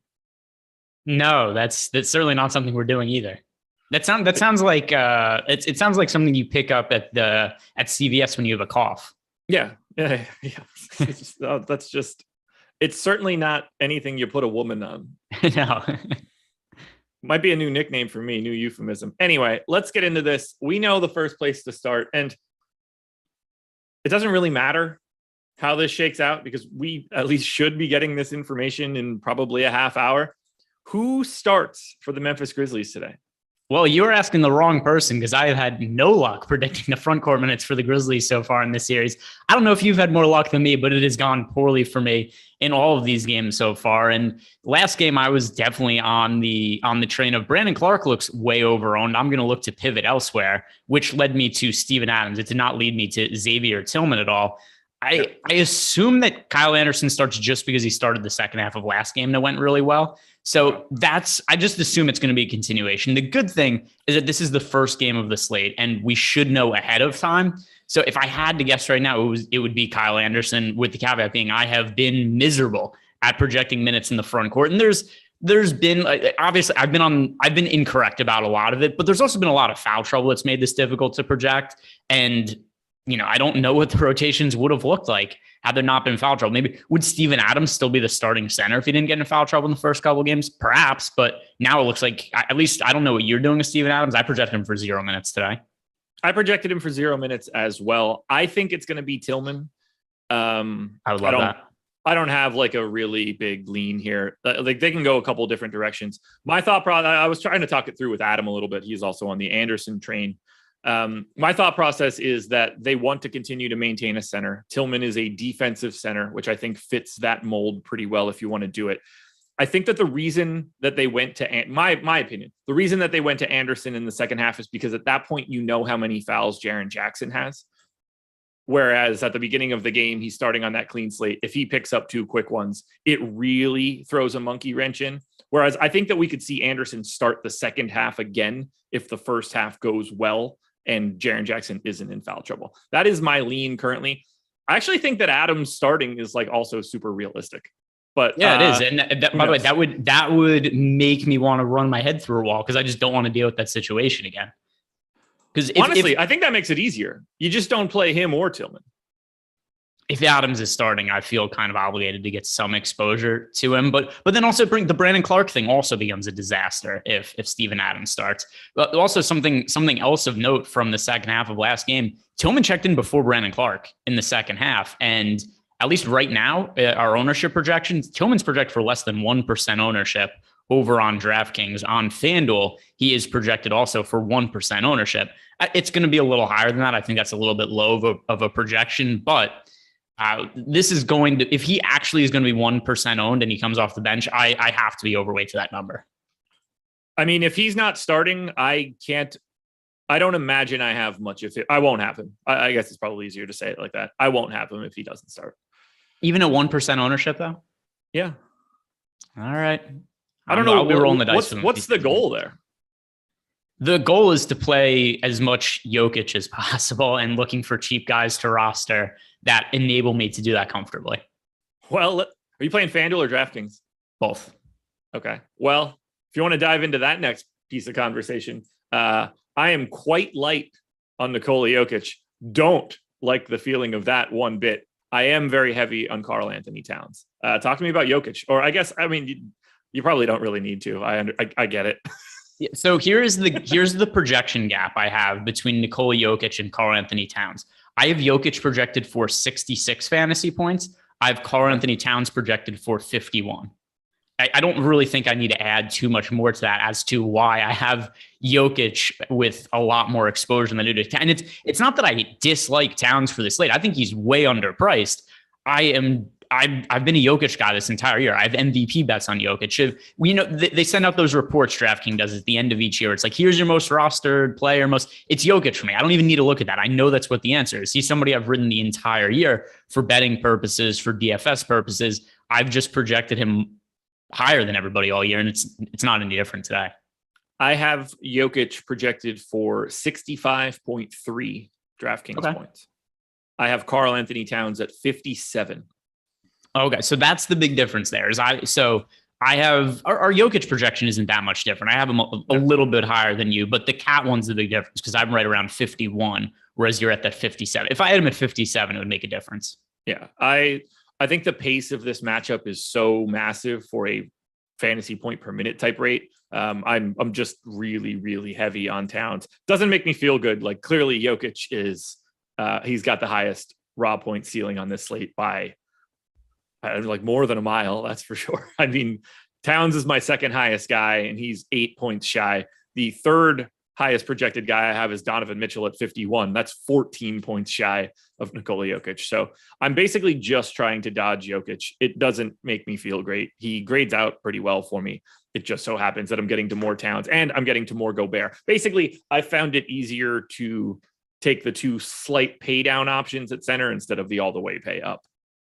Which also, I'm not advocating for it. That's for sure. By the way, that's also how I end up on guys like Xavier Tillman, is because I want to get to a lot of Jokic who have projected for a lot more fantasy points than everybody else. So kind of brings this full circle where you ask me, what is the goal of rostering Xavier Tillman? And by the way, I'm not saying that he's somebody I want to have in like 70% of lineups or something. I'm just saying, hey, he's 1% owned. There's a clear path to minutes for him because we saw it a game ago. And I think we could see that again with some upside, and the field just isn't there right now. I have 9% Tillman right now. I have him in for 20 minutes. Yeah, let's see. I have 22 minutes for Tillman. Okay. Don't have a great feel on any of that right now. Let's hit on the super chat from, I'm going to go Davon B. Tyus Jones from Minnesota, drafted by Minnesota. Fade Ja. No. I mean, that's not why you should fade Ja. That much I can tell you. So Tyus Jones is somebody I have no exposure to at all today. So I don't know if he's trying. Oh, for Ty, I guess. Yeah. No, I would not play a single lineup of Tyus Jones. Yeah. So I think his logic. I don't even know what the logic is supposed to be here because, I mean, so the entire series, it's all a revenge game if that's the narrative he's looking to play. And it's not like we've been seeing crazy good Tyus Jones games to this point. And right, like the idea is what Tyus Jones is going to get minutes over John Morant. He's playing 16 minutes per game in the series. I gave him 16 minutes again today. It seems like we have a pretty realistic expectation for his minutes, unless something happens where Morant gets hurt or there's foul trouble, which, by the way, we've seen guys in foul trouble in this series. I can't project Tyus Jones for more than 16 minutes. But he's from Minnesota. Yeah, I guess they have to play more in this game because it's a revenge game, unlike the first two games. Yeah, I don't know. No, don't play him. Michael McKinney with the super chat. You know where we're going here. Yep. Off to Yahoo for some cash FanDuel game. Is that not what I said? You said Yahoo. Did I really? Yeah. Well, that's even dumber. I just assumed I said DraftKings. Off to FanDuel for this one. 3 values, 2 payups. All right. So to me, and he's asking for cash games. My 2 favorite payup options for cash games. One is Jokic for me. 2 is, and also Jokic, don't forget the power forward and center eligibility. But cash games, I think you have to play Jokic over on FanDuel. Also, I think he's allowed to play over 40 minutes in this spot. Yeah. The second one, I think for FanDuel, I'm going to go with Rudy Gobert. So Jokic and Gobert is pay-ups. Pay downs, one is going to be Kyle Anderson, assuming he starts. And then Desmond Bain and Dylan Brooks for cash games. I'm with you on Jokic. I don't know how it would end up looking. I would try to go to Towns before I went to Gobert, but I'm guessing I'm going to need that salary to do so. So I have no problem with the Gobert shout. He would be my next guy up in this spot. If we're talking about values, Dylan Brooks, top of the list for me. I don't really see a way around that one. Bain is probably the same sort of scenario.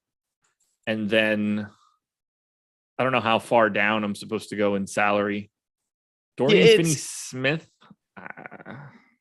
I said Kyle Anderson, assuming he starts, but you and I have gone over the scenarios. Yeah. If Kyle Anderson is starting, then yes, absolutely. I agree with you. That'll be interesting. Did we get any more super chats? No, we did not. Well, we are up to 617 likes, which honestly doesn't seem like enough, but maybe that's my fault. Hit that like button for Greg. Just for me. That'll make you go higher really quick. Do it, because the only way for me to get the Memphis center rotation correctly is for you guys to like the video and boost my self-esteem, because Lord knows I'm not figuring it out on my own. Exactly. All right. So I'm just going to dive. Well, obviously, we're going to be able to talk about everything we want for the next 45 minutes, plus the extra half hour. So stick around, everybody. We're going to be here till 8. Who is your most exposed player right now? Jokic. Okay. Well, it's you versus me, Jokic. For how much Towns do you have? Let's see. Towns. So on. By the way, I am playing DraftKings. I don't know if I said that out loud before. Okay. So FanDuel is probably a little bit more of an accurate representation because I ran 150 lineups on FanDuel and 20 on DK, but for FanDuel, 31% Towns. Okay. Yeah, I've got 60 right now on DK. I have a lot of Monty Morris, and I don't really know if I'm going to be able to get away from that. I don't love it, but if I don't have Jokic, I like it a little bit more. Looking through the industry, I'm a little surprised at the minutes for Monty Morris across the board. I think a lot of people are light on the Denver minutes in general. You just consider the circumstance of this game. They're down 2-0. They're coming back home. Is it technically a must-win game? No. They could lose this game and win 4 in a row, even though that's unrealistic. But that aside, they are going to play their starters and their best players big minutes in this game. I'm well above the entire industry for basically every one of these guys. So I think a lot of these guys are live to play, unless something happens where it's one of those Bones Highland games where he comes off the bench and just makes all his shots and they play him extended minutes. I think we're looking at really, really big playing time for Jokic, Gordon, Will Barton, and Monty Morris. Looking at 4 major sites, minutes for Morris, 31, 31, 31, 29. I have 33. Gordon, 30, 30, 32, 31. I have 33. I'm going to get Will Barton 36. That seems to be a little bit easier, but I'm still heavier than most. Jokic, heavier than most. I might even be a little light on Jokic, if I'm being honest. I have 37. I feel like I need to go back up to 38. I had him at 38 earlier and I had made a change, but I am going to bump up and give him that extra minute right now because I think that's just the right thing to do. I agree. And that'll get me a little bit more of him. Same. I think Monty Morris, who it's not like he's a crazy contrarian option, but I'm on the same relative to a 3-game slate ownership in the teens. I'm with you. I'm overweight to him. Yeah. I have like an absolute shit ton, but I also have like quite a bit of Barton, quite a bit of Gordon, and not a lot of Jokic. And I'm kind of okay with that. Like if it's going to happen that way, I'm cool with it. No, I understand. Maybe I get lucky and Jokic picks up like a couple extra fouls and instead of 38, he plays 34, where he can still be pretty good, but it opens me up a little bit more to a logical pairing of like the second, third, and fourth best guys on the team.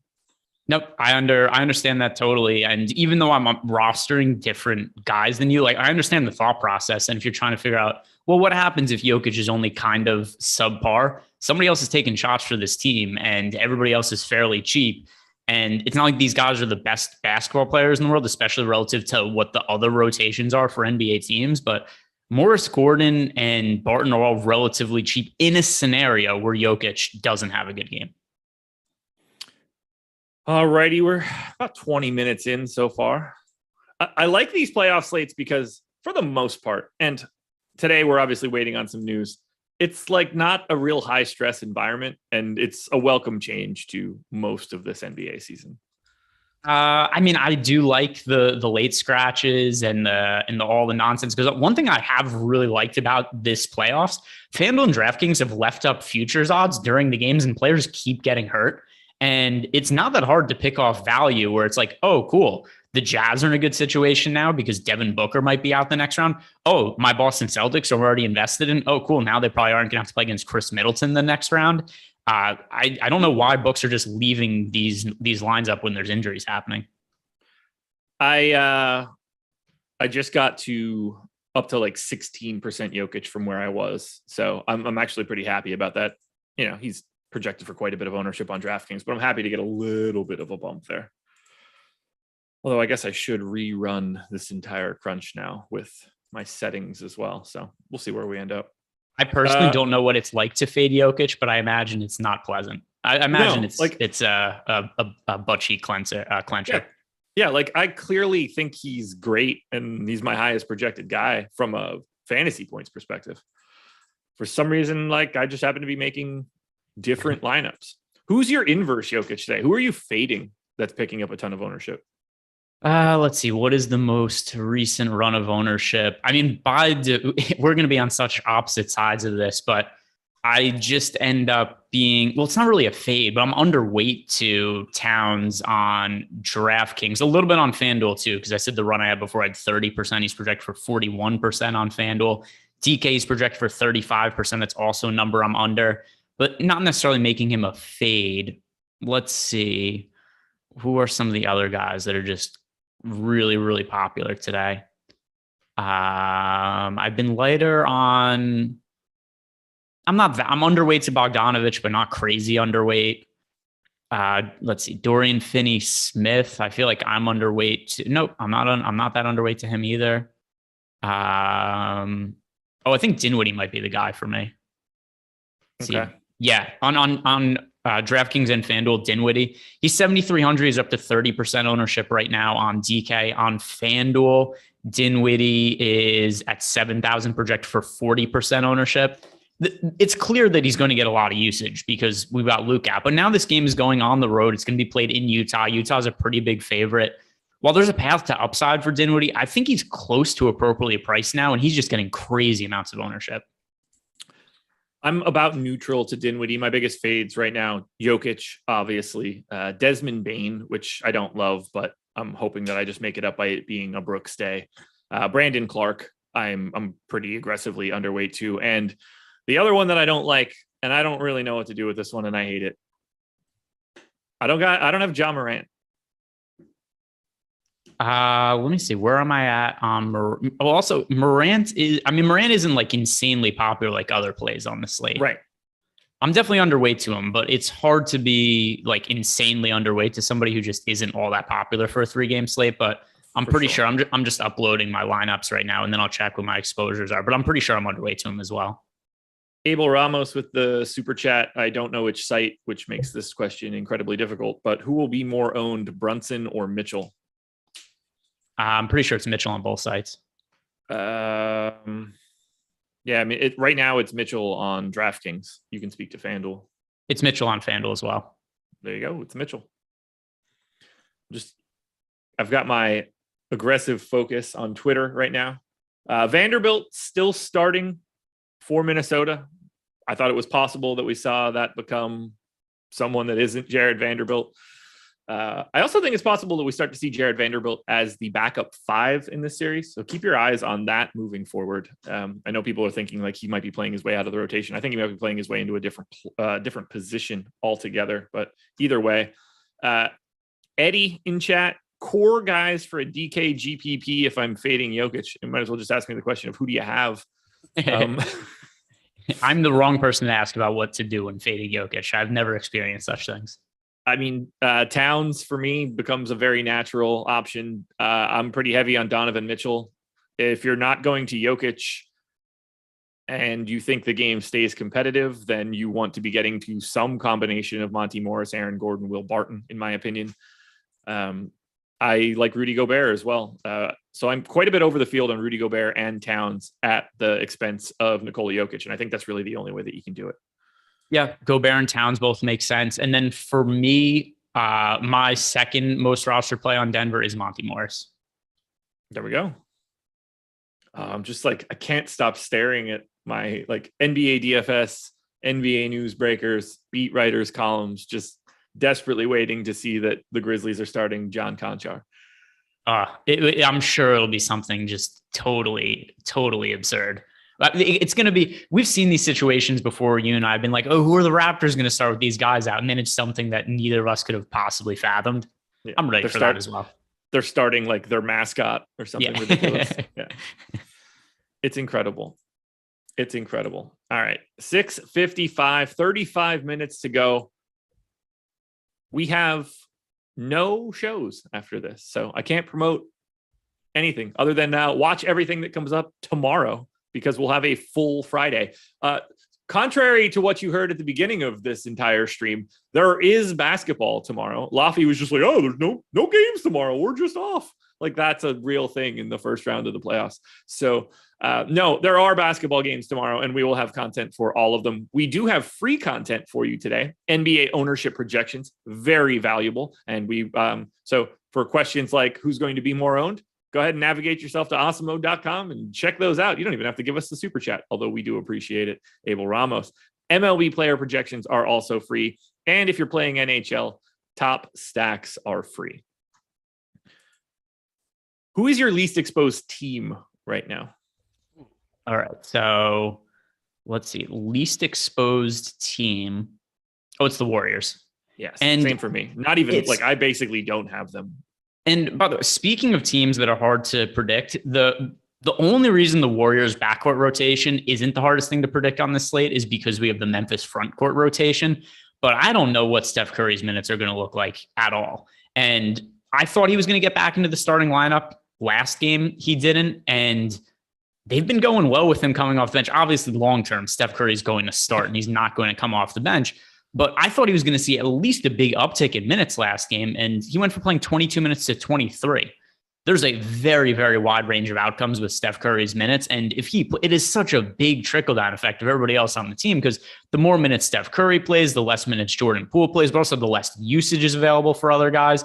So that's a really difficult situation. I just have to think at a minimum Curry plays like 3 more minutes today. Well, I've got 30 minutes for Curry and 35 for Poole. And I don't have either one of those guys in a single lineup. So for the most part, I don't care. Like, if Curry gets named the starter, I'm just going to continue to have no Poole. I'd probably get to a little bit of Curry because he's 8,900. And I would bump up that I think he plays 34 or 36 at that point if he's starting. So I would be way more likely to get to Curry. If Curry happens to start, Jordan Poole to me is basically unplayable at 8,100. Yeah, totally agree. And also, I think the fact the Warriors are up 2-0 in this series is less urgency than if it was a 1-1 series where they were down 2-0. So I just don't have a lot. I don't have a good feel for it. He could start and play 36 minutes. He could start and play 30 minutes. He could come off the bench and play 26. There's a lot of outcomes there. All right, I'm going to make this Ryan Houston guy go away for 5 minutes and then hopefully permanently. It was incredibly weird. So bye for now. Adios. What's that? I don't know. He's like talking to you about he's your master and you should answer him when he speaks to you. So what is he? Is he my Amber Heard? Is he is he gonna shit on my side of the bed and cut my finger off? Yeah. What would you rather have happen? I mean, the easier fix is somebody shitting on the bed. You just throw out the bed sheets and get new sheets. Cutting the finger off, that's not coming back. I'm not a lizard. Depends how far down she cuts the finger, but it also depends on how frequently she's shitting in your bed. That's true also. Like this is why I can't have kids. By like day 9, it's just like, oh my God, just take the tip of the finger at this point. Like I'm tired. I'm running out of places to sleep. Yeah, for me, it's pretty easy though. Shit in the bed is whatever. We could fix that up. I've had accidents in college and whatnot. Cutting a finger off has never happened. Yeah, like if I lose the tip of my pinky finger, I'm not gonna be real broken up about it. Yeah, I wouldn't feel great about it. It seems painful. If she's going to dump in my bed like 44 times, then I'm gonna just so the pain is a problem. Like if I can get that treated immediately, that's helpful. She threw a broken vodka bottle that sliced the tip of his finger. Like that seems unpleasant. Yeah, it seems very unpleasant. I'd much prefer the shit in the bed. Yeah, prefer is a weird word, but I guess it's factually accurate. Yeah. Oh man, 686 likes. People seem to be happy about it. So hit that like button if you can. Somehow we dumped 100 people, 150 people. I'm just gonna hope that blip on this chart isn't real. So we talked about how crappy Golden State looks today. Oh, crap! That's a good transition. We'll talk about crappy basketball players now. That's fun. I didn't even mean to do that, but I like it. I like it a lot. Is Minnesota your favorite team today? Kyle Anderson's starting. There we go. I don't have to change anything. I'm very nervous about that.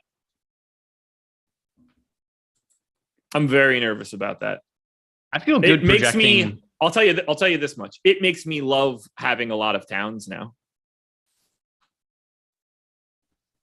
How quickly does Jaron Jackson Jr. pick up his second foul? Over under 5.5 minutes into the game. I hope that Towns is up for that. But yeah, looks like we've got Kyle Anderson. That is per Rob Fisher, beat writer for the Memphis Grizzlies. So Morant, Bain, Brooks, Anderson, Jaron Jackson Jr. So I saw some people in the chat earlier when we weren't talking about poop and whatnot. A lot of people were asking us takes on Jaron Jackson Jr. We can't project foul trouble, but I can't project Jaron Jackson Jr. to go play 36 minutes. There's a clear upside for him, but can the guy not immediately foul one time? It seems impossible for him. So it is something that inhibits the amount of exposure I get to him for sure. I got to. So friend of the program, Shit My Money is here. Thanks for listening. Really appreciate that. We don't have to acknowledge anything you said. Well, let's talk it through. Steven Adams isn't playing today, correct? I've projected him for 0 minutes. Okay. So, does this change anything for you for Jaron Jackson? Not really. It's the same thing as here's the same situation we always have with Jaron Jackson Jr. The upside is obvious. He could go game 1 of the series. He blocked like 7 shots in 16 minutes and got in foul trouble. The problem with Jaron Jackson Jr.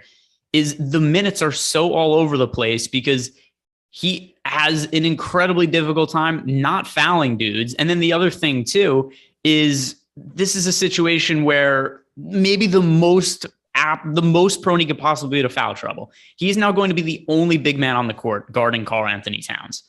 The odds of him getting in foul trouble, it's probably close to 50-50 if we're being realistic. My filler arc wants to know who's your Steven Adams call today. All right. So who is my Steven Adams call? Who is the guy that is? This is a fun game. Who's the guy that is in my lineups that is most likely to just totally shit the bed for me? That I'm overweight to. Amber Heard. Didn't roster her today, but certainly, actually, I wish that she was likely to shit in my bed. That is definitely not in the cards either. But let's see. Let me compare, because once again, the logic behind Steven Adams last night was I thought that Brandon Clark was crazy overowned, and I was looking for pivots, and I thought Adams made sense from that standpoint. In hindsight, he made no sense, which is why I have him projected for 0 minutes today. But who is a lower owned player? I mean, if we're going to the same team, I guess it's Xavier Tillman, because I have exposure to him. And if he doesn't play today, or if he plays limited minutes, that can't be shocking to me. But I think there's an upside for minutes for him, or potential for minutes. And now we've got updated ownership projections where he's 3% owned on Fanduel, 3% owned on DraftKings. I think I think there's potential for him to be a low owned play that has an upside, but it's far from guaranteed. So I could easily see him being the proverbial guy who shits the bed for me. So that'll be my answer. Let's talk through everything here. What's your expectation for minutes for Kyle Anderson? Do you assume he's closing? Is he playing 30 plus minutes here? It's going to be based on game flow. I gave him 24 minutes. Okay. I gave him 26. Okay. So in 24 minutes, I get to him, but I don't get to him in like everything. If you get to a point where you're like, hey, I'm giving 28 or 26 minutes to Kyle Anderson, you're getting to a ton of them. Keep in mind, last game, there's a couple of factors. Number one, he didn't start the first half. He only started the second half. The game was also a blowout, which also makes it something where we can't look too much into the minutes from last game.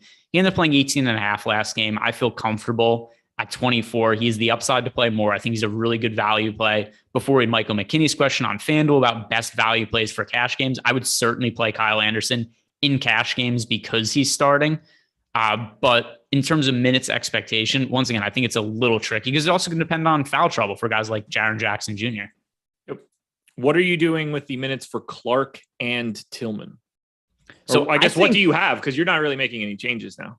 Yeah. So I have Tillman projected for more minutes than Brandon Clark because in the second half of last game, Tillman checked in before Brandon Clark. I think Tillman's ahead of Clark in the rotation.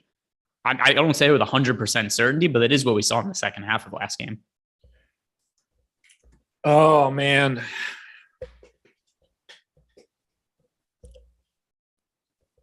I don't know what to do with those guys. I might go 21-20, Clark and that's reasonable. Tillman. Yeah. Look, there's no confidence. I don't think I have. I know I don't have it. I don't think you have it. I don't. Oh, no, I have negative confidence. Okay. So I'm going to go with what I have in right now. I actually bumped down Anderson to 24 minutes. He was popping up as my number one play on both sites, and now it's a little bit lower, and he's just in the group of guys that look really good. So I think I'm going to still get to him no matter what. But I did want to lessen that burden because I don't necessarily think it has to be him. Weatherman, thank you for the graphic that just says, hey, you. That's fun. Nate Robinson said, I like Towns 2+ threes and over rebounds. Best of luck. What was the bet he liked? Towns over 2 threes and over in rebounds. I don't know what the rebounds number is, but right, so good luck. 2 threes is right around where I have him. I'm not sure what the rebound prop is, though. I could check on Odd Chopper. I have Towns at 2.3 threes. So I don't know. If 2 is a push, all of it depends on what the line is. So I have no idea. Yeah, I'm pulling it up right now on Odd Chopper to get an idea of what it is. So I guess it's time to run a crunch. Yeah, it could be that time. I've got my lineups set. By the way, Karl-Anthony Towns. My friend, if you are betting Karl-Anthony Towns over 2 threes, I have good news for you. You get the line at 1.5. Go check out Odd Shopper and you can see the different books that have different lines posted because actually everywhere has 1.5. BetMGM 1.5, PointsBet 1.5, FanDuel 1.5, DraftKings 1.5, Caesars 1.5. Don't bet 2 threes for Karl-Anthony Towns anywhere. Go get a 1.5 number. As for the rebounds on cap, by the way, these are all numbers that do look okay in Odd Shopper. Karl-Anthony Towns, the over 1.5 threes, we have winning 65% of the time. The rebound number is 10.5. It's juiced towards the over. That's a little bit more efficient. You might have Towns for more rebounds than that because you're a lot higher on him than most people. I have Karl-Anthony Towns at 14. Oh yeah, that's a much higher rebound total than I have for Towns. I have Towns right around 11. Really can't stand Carlos Manzo. I love how Greg actually gives people proper attention.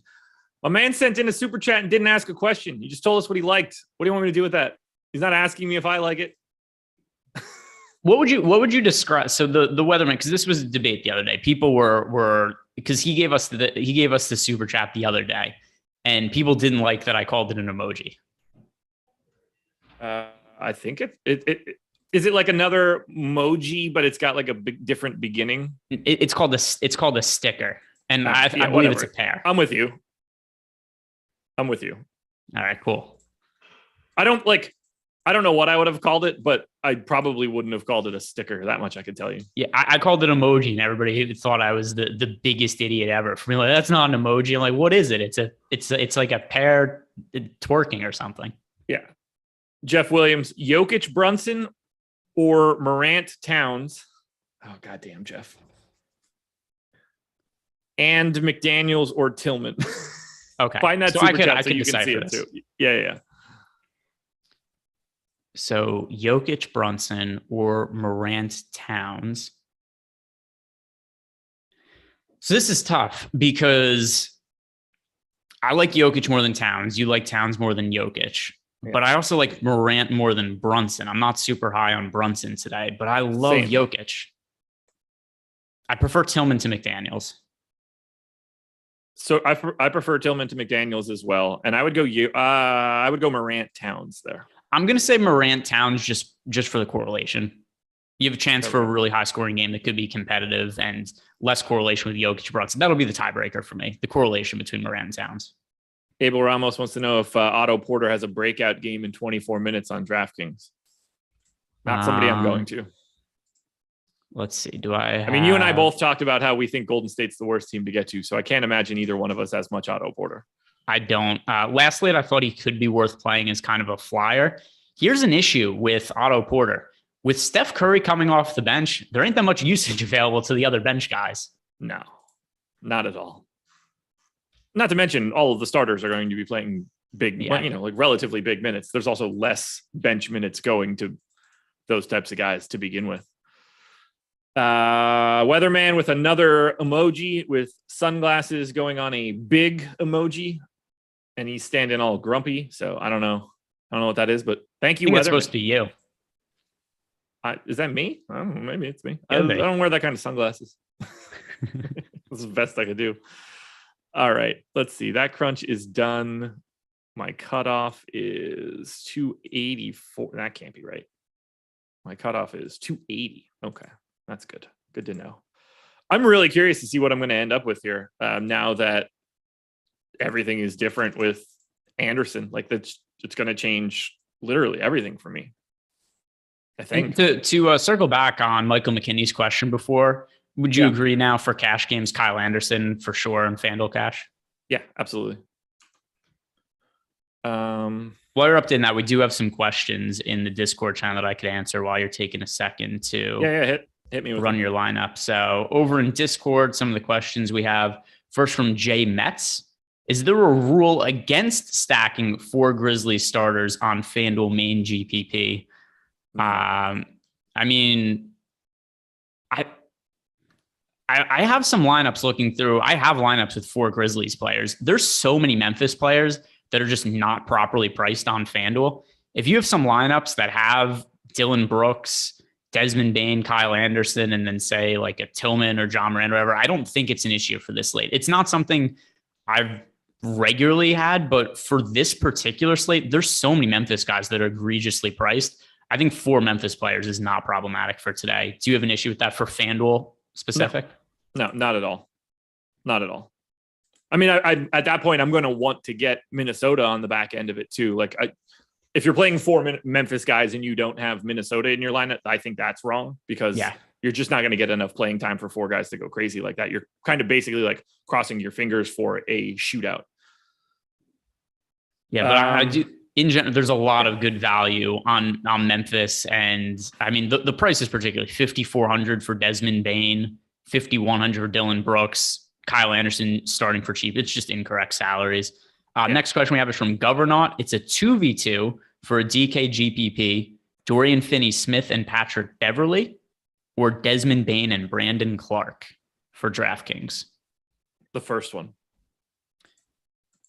Beverly and Dorian Finney-Smith. I like DFS again today.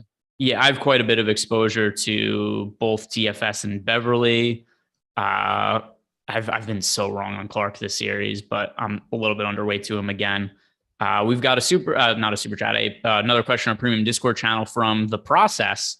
Who do you prefer between Jaron Jackson Jr., Dylan Brooks, or Bojan Bogdanovic? It's nice that the Bogdanoviches are on different slates now. I know. Jaron Jackson Jr., Bojan, and Brooks. Who? And Brooks. Brooks. It's really close for me between Brooks and Bojan. Which one's lower owned? Brooks. At least he was. Let me refresh ownership and see what it looks like now. I have it Brooks pretty handily. It is. I'll go with Brooks there. Okay. Weatherman hit us with the super chat. By the way, Wayne, you're absolutely right. There is no sense asking any of us questions unless you attach money to it. There are 2,100 people in chat. How the hell do you think we're going to pull that one off otherwise? Yeah, and by the way, I keep my eye on chat, and here's something I try to do personally. If I see you guys constantly asking a question, I try to make that a talking point, but it's hard to address every single individual question because, like Josh said, there's thousands of people watching. Like before, the reason I brought up Jaron Jackson Jr. is because people kept asking about Jaron Jackson Jr., but I wish I could shout out all of you guys, but there's too many of you. We're too popular.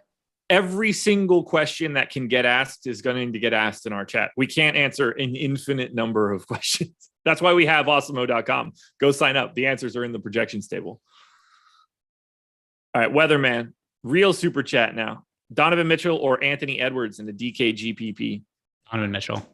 Yeah, I've got more Mitchell. That's not to say that I don't like Anthony Edwards. I was also over the field on Anthony Edwards, so I don't want this to come off as if like I'm taking any sort of stand here because I'm not.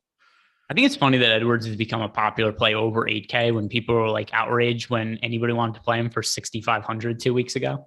I was recommending him every single day, and you would get YouTube comments like, "Oh, just stop doing it. It's not worth it." It's like, you guys, again, we have prices on everybody.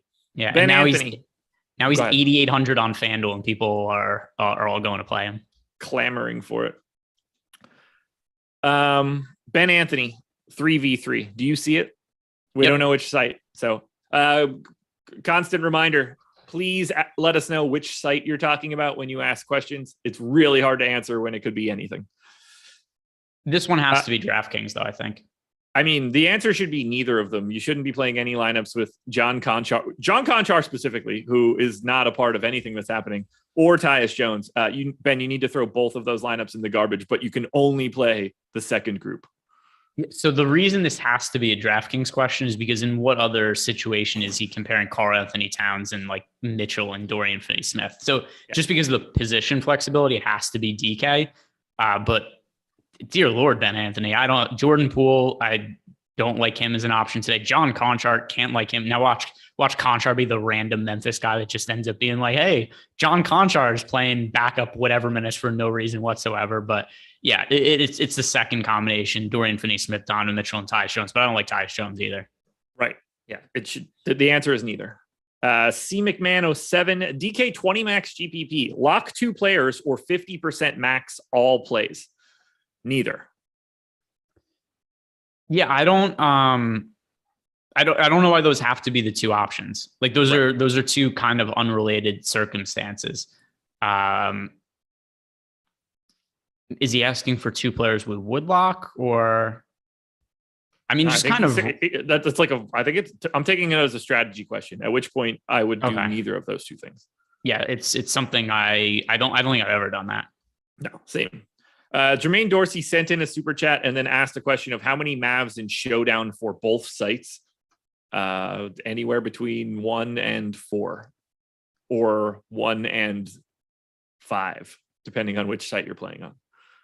How many Mavs? And I haven't built showdown lineups, so I'm not really sure. Here's what I'll do. I'll upload my projections and then I'll run crunches and I'll just tell you what my highest projected lineup ends up being. Yeah. How many? My guess is it's probably 3.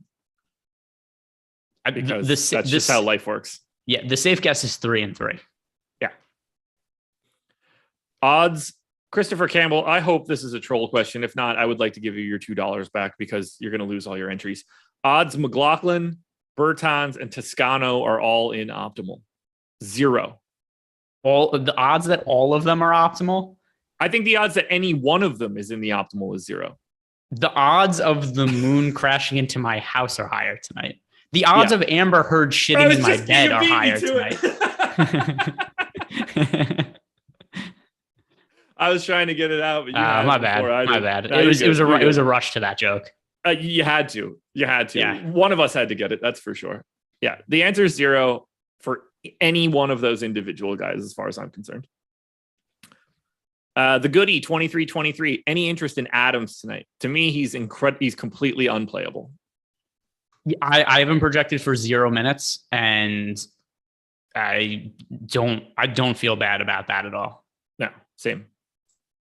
If you told me that somehow he's still in the rotation and playing, 14 minutes as a backup center, I still don't want Steven Adams. Yep, that's true. And by the way, would that screw up so many? If Steven Adams manages to screw up my lineups again for this slate, that would be something.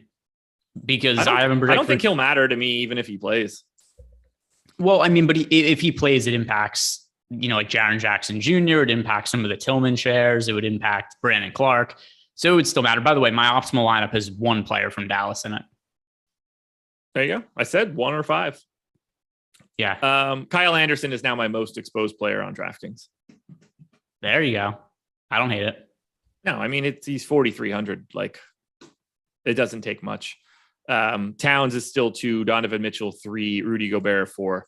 I'm surely way too high on Monty Morris. Denver, Jokic, I'm up to 18%. I'll take that. Yeah, you're not. When we first started, what was the number of Jokic you had? Like 8, 9. Still like half the field right now. Still aggressively fading Brandon Clark and Ja Morant. I mean, clearly it's scary to fade Ja Morant because it's just like fun to cheer for Ja Morant, but I'm nothing like you got to fade somebody. Yeah, you can't play everybody, nor could you play everybody 50% or whatever the question was we got before. Yeah. Yeah, I'm pretty happy with what I've got going on here. I can't really complain. And I assume you're happy because you've had the same shit for like an hour.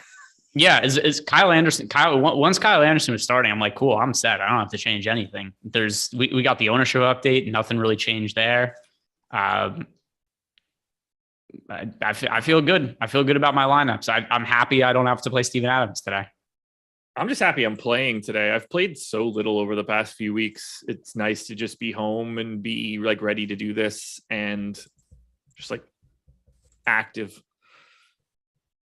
If Steven Adams would have started today, it would have given me an aneurysm. So I'm also happy that I just have peace of mind that he's not starting. I wanted it. I wanted him to start just to make like, well, I wanted Tillman to start just to be like, this is what I think was going to happen. But I would have played, honestly, I would have played a good amount of Steven Adams if he started again. I'm nervous for Jaron Jackson. I mean, look, it's working out the way that I think it works out in my head. My lineups are doing the same thing. I'm nervous about Jaron Jackson moving straight to the 5. I have 4% Jaron Jackson, and I'm aggressively heavy on Karl Anthony Towns. I'm happy with the path that that's taking. It's not fun to me. Like Jaron Jackson could just as easily get Towns into foul trouble. Like Towns isn't exactly like away from it. Because this is going to be a technicality. Jaron Jackson Jr. wouldn't get Karl-Anthony Towns in foul trouble. Karl-Anthony Towns would get Karl-Anthony Towns in foul trouble because all of his fouls he commits are just the dumbest fouls ever. Just reach-ins after rebounds, fouling three-point shooters when they're big men shooting threes with 1 second left on the shot clock. He only takes the most ridiculous fouls. I want to see what the difference is between their foul rates. I want to hit on the rest of these super chats.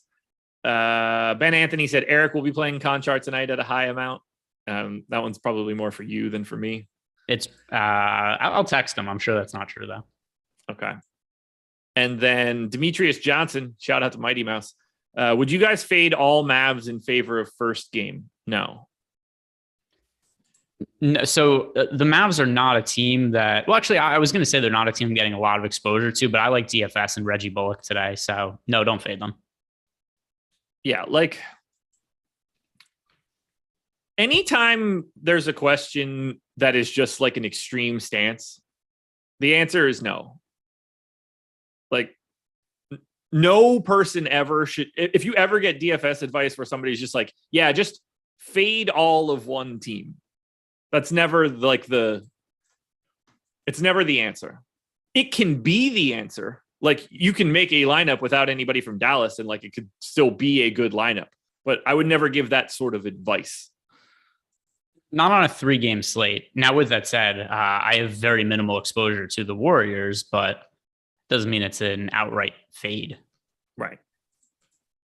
Like, I think you can get there. You know, you can, it sort of becomes like a how much do you want to deal with variance question. Like if you're willing to take a complete beating on a slate, then it's also way more okay. If you're trying to get a little bit back, then it's significantly more risky.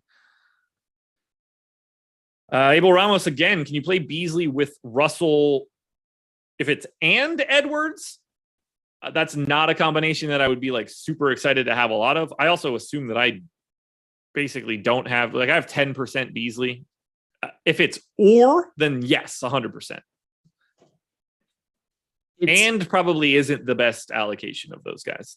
Yeah. So think about how these guys are going to score their fantasy points. And it's very predicated on them scoring the basketball. Malik Beasley, especially. Malik Beasley isn't doing things other than scoring the basketball. Same kind of goes for Edwards as well. Edwards is very dependent on scoring the ball. You get D'Lo could get a couple of steals. He could also rack up some assists.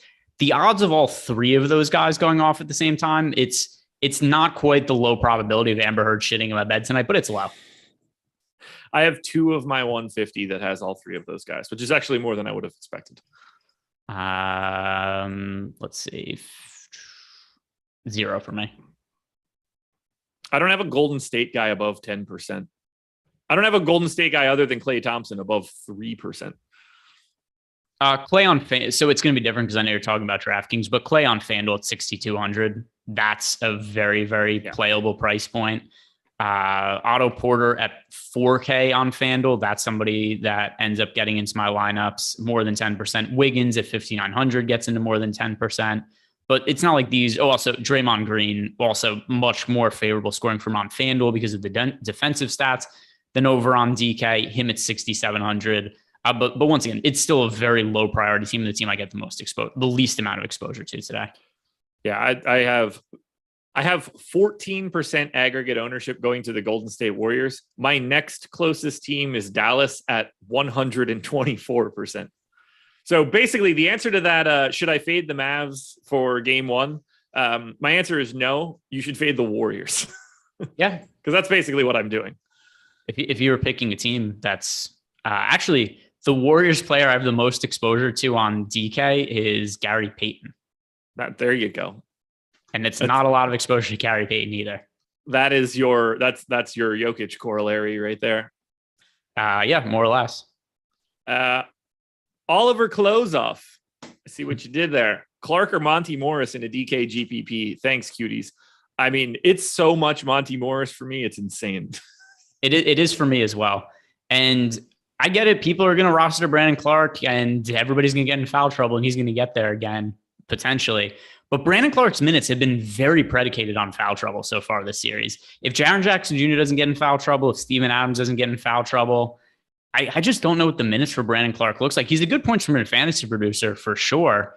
But how repeatable is it that all these guys are going to keep getting in foul trouble? And then also keep in mind, Xavier Tillman was ahead of him in the rotation the second half last game. That is possible that it happens again because I think Tillman's a better matchup against Karl-Anthony Towns than Brandon Clark is. So I also prefer Monty Morris. I could see the upside for Brandon Clark if everybody gets in foul trouble again. I just don't think that's the most likely scenario. I mean, I've got Monty Morris projected for 12 more minutes than Brandon Clark. I don't have Brandon Clark in a single lineup. He is my biggest fade of the day right now. So maybe I'm taking too big of a stand there, but it's not for me. Yeah, no, I'm on. And by the way, last game, even with everybody getting in foul trouble, he played 21 minutes. I mean, he got in foul trouble himself. Yeah. But his minutes last game, once again, 21 minutes with almost the entire starting lineup for Memphis in foul trouble. I accidentally unmuted the live video and thought you were still talking, but you weren't. You were just talking 5 seconds in the past. It was really confusing to me. Guys, we're going to talk a little bit about Odds Shopper. You guys should be going there all the time to place bets. I know I got heavy use out of it while I was home in Pennsylvania from Sunday through Wednesday. Sunday through Tuesday. It is really fun to be home and be able to sports bet because I cannot do that kind of stuff while I'm in the state of North Carolina. Not all my bets land. Live betting was fun. I was live betting Liverpool smacking the shit out of Manchester United. That was a really good time. I was mildly cheering against my favorite team, but I did say, I don't care if I lose this bet if we keep scoring. We did keep scoring up to 4-0. So I'll take what I can get, but I've got futures bets now. I've got golf bets right now. It just feels good to be able to just easily place sports bets. You have an NBA team that you're invested in the in futures of right now? The Bucks to win the title, which obviously looks way shittier than it did 24 hours ago. Yeah, the Middleton injury. I had a bit of the Clippers, which obviously did not work out in my favor. Yeah. By the way, I don't just want to totally throw him under the bus, but Chris Haynes has missed on so many big stories over the last year because he's a moron. The Clippers repeatedly said, Kawhi Leonard will not play this year. And like multiple times at press conferences. And I was trying to figure out why, because people kept asking me, are the Clippers a good bet this year when Kawhi comes back? And I was kind of confused why people thought Kawhi was coming back. And I realized it's because Chris Haynes reported that he was, I think the wording was that he was more than likely, he made it seem like Kawhi was going to be back for the playoffs. That was never seemingly in the plans for the Clippers, but that was not what he reported. He also reported that Damian Lillard was looking to be traded in the offseason. That was something that clearly wasn't the case. Yeah. But yeah, he's missed on a lot of like really key news items. I was willing to take the shot on the potential of Kawhi coming back later on in the playoffs because he's Kawhi and we don't ever know shit about what that dude's doing. And post-trade with getting Norm Powell, getting Robert Covington, I was like, okay, this team is a legitimate problem if they can just be healthy and get into it. And then like to add Kawhi potentially in like a second round or a conference finals, even if you like 24 minutes out of Kawhi is still a giant improvement on Terrence Mann or like whoever the hell he's taking the mid Brandon Boston. I know that's a bad example, but at like 40 something to 1 or whatever I got, like, it's not like I was heavily invested in the Clippers. So, I mean, we're talking about like golf futures in this case. Like it wasn't a huge outlay for me, but they're good. They're just really good on paper. What does it say about me as a person that, because I'm pretty invested in the Celtics this year and I bet them a while ago. And because I posted the bet tickets online when I did and everybody told me I was an idiot for betting the Celtics, I care more about trolling the people that told me it was a dumb bet if they win than the money I'm going to make on it. Absolutely. I would have, I know this sounds ridiculous. I would have had Celtics futures relatively early if I had that ability at that time. I was very, very I was very high on them and I would have liked to get a piece of that if I could have. I have them 60 to 1 to win the title, 27 to 1 to win the to win the East. I bring them up on shows from time to time, but my best friend Matt, who we talk about a lot of bets with and we bet on a lot of the same things together, he was super confident in the Celtics value. So he actually put $1,000 on both the 60 to 1 and the 27 to 1. to win the East. So he's looking at like almost a 6-figure payday if the Celtics end up winning. So he came over my house the other day. We watched the Celtics together and we'll watch some of the other Celtics games later on. But I'm feeling good about those Celtics bets. And by the way, just from a cash out purpose, which I'm not doing, I'm riding the tickets, but it's a 7x cash out right now. Yeah, you can't beat that. You start to think about hedges and stuff long down the line. You're way too early for that. By the way, Luka officially out. Yeah. That just happened. That's another team I'm invested in right now is Jazz futures, which also should not be surprising. When I told people I was betting Jazz futures, that was not warmly received online. Well, no, most people are dumb when it comes to the Utah Jazz. I like that idea as well. And it looks even better now that Devin Booker's hurt. The Jazz have played 0 games since I bet that because of the Booker injury, by the way. So I bet the Booker injury, bet the Jazz. The cash out is a 12% ROI on that. They've played 0 games since then. And there are ways to make money in sports betting where you don't have to win the bet. You just have to find good value, whether it's hedge purposes, cash out purposes. If you see Devin Booker gets hurt, he pulls up lame with a hamstring injury, and there are still futures on the board, there is clearly value in other teams. And it's not that I'm massively confident in the Jazz. It's obvious. I bet them at 12-1, and then the next morning they were 7-1 or 8-1, wherever they are now.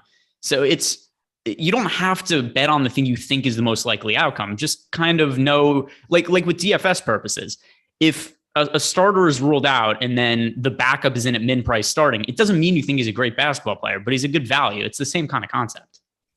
I couldn't be more like that. You're going to have a really nice cash out if they win today. Yeah. Because it's unquestionably going to go in your favor significantly with a victory today to go to 2-1.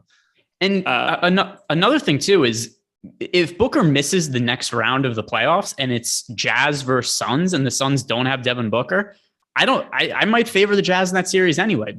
But Booker's very important to the Suns, obviously. Do you want to talk about ownership? I have the ownership from the big DK contest. Okay. Which is what I am in for today. I went heavy today, man. I was pumped for basketball. Something about today's slate. Brandon Clark is your most owned play of this game at 38% ownership. I have zero Brandon Clark. He is the chalk play of the first game. I unquestionably would rather be me than the field right now, but it's terrifying to know that. He was 55% owned last slate or something like that. I have no idea. I don't know anything that's happened from an ownership perspective for like a week. Yeah, so so that was something else too. When I look at Brandon Clark's ownership, is since he was like 55% on last game, and he did fairly well. It stood to reason he was probably going to be higher owned than what the ownership projection was today. He's 4,700. Like, yeah, I have Brandon Clark needing on DraftKings 29 fantasy points. That feels like safe to me. Yeah, I have him doing that 5% of the time in 21 minutes.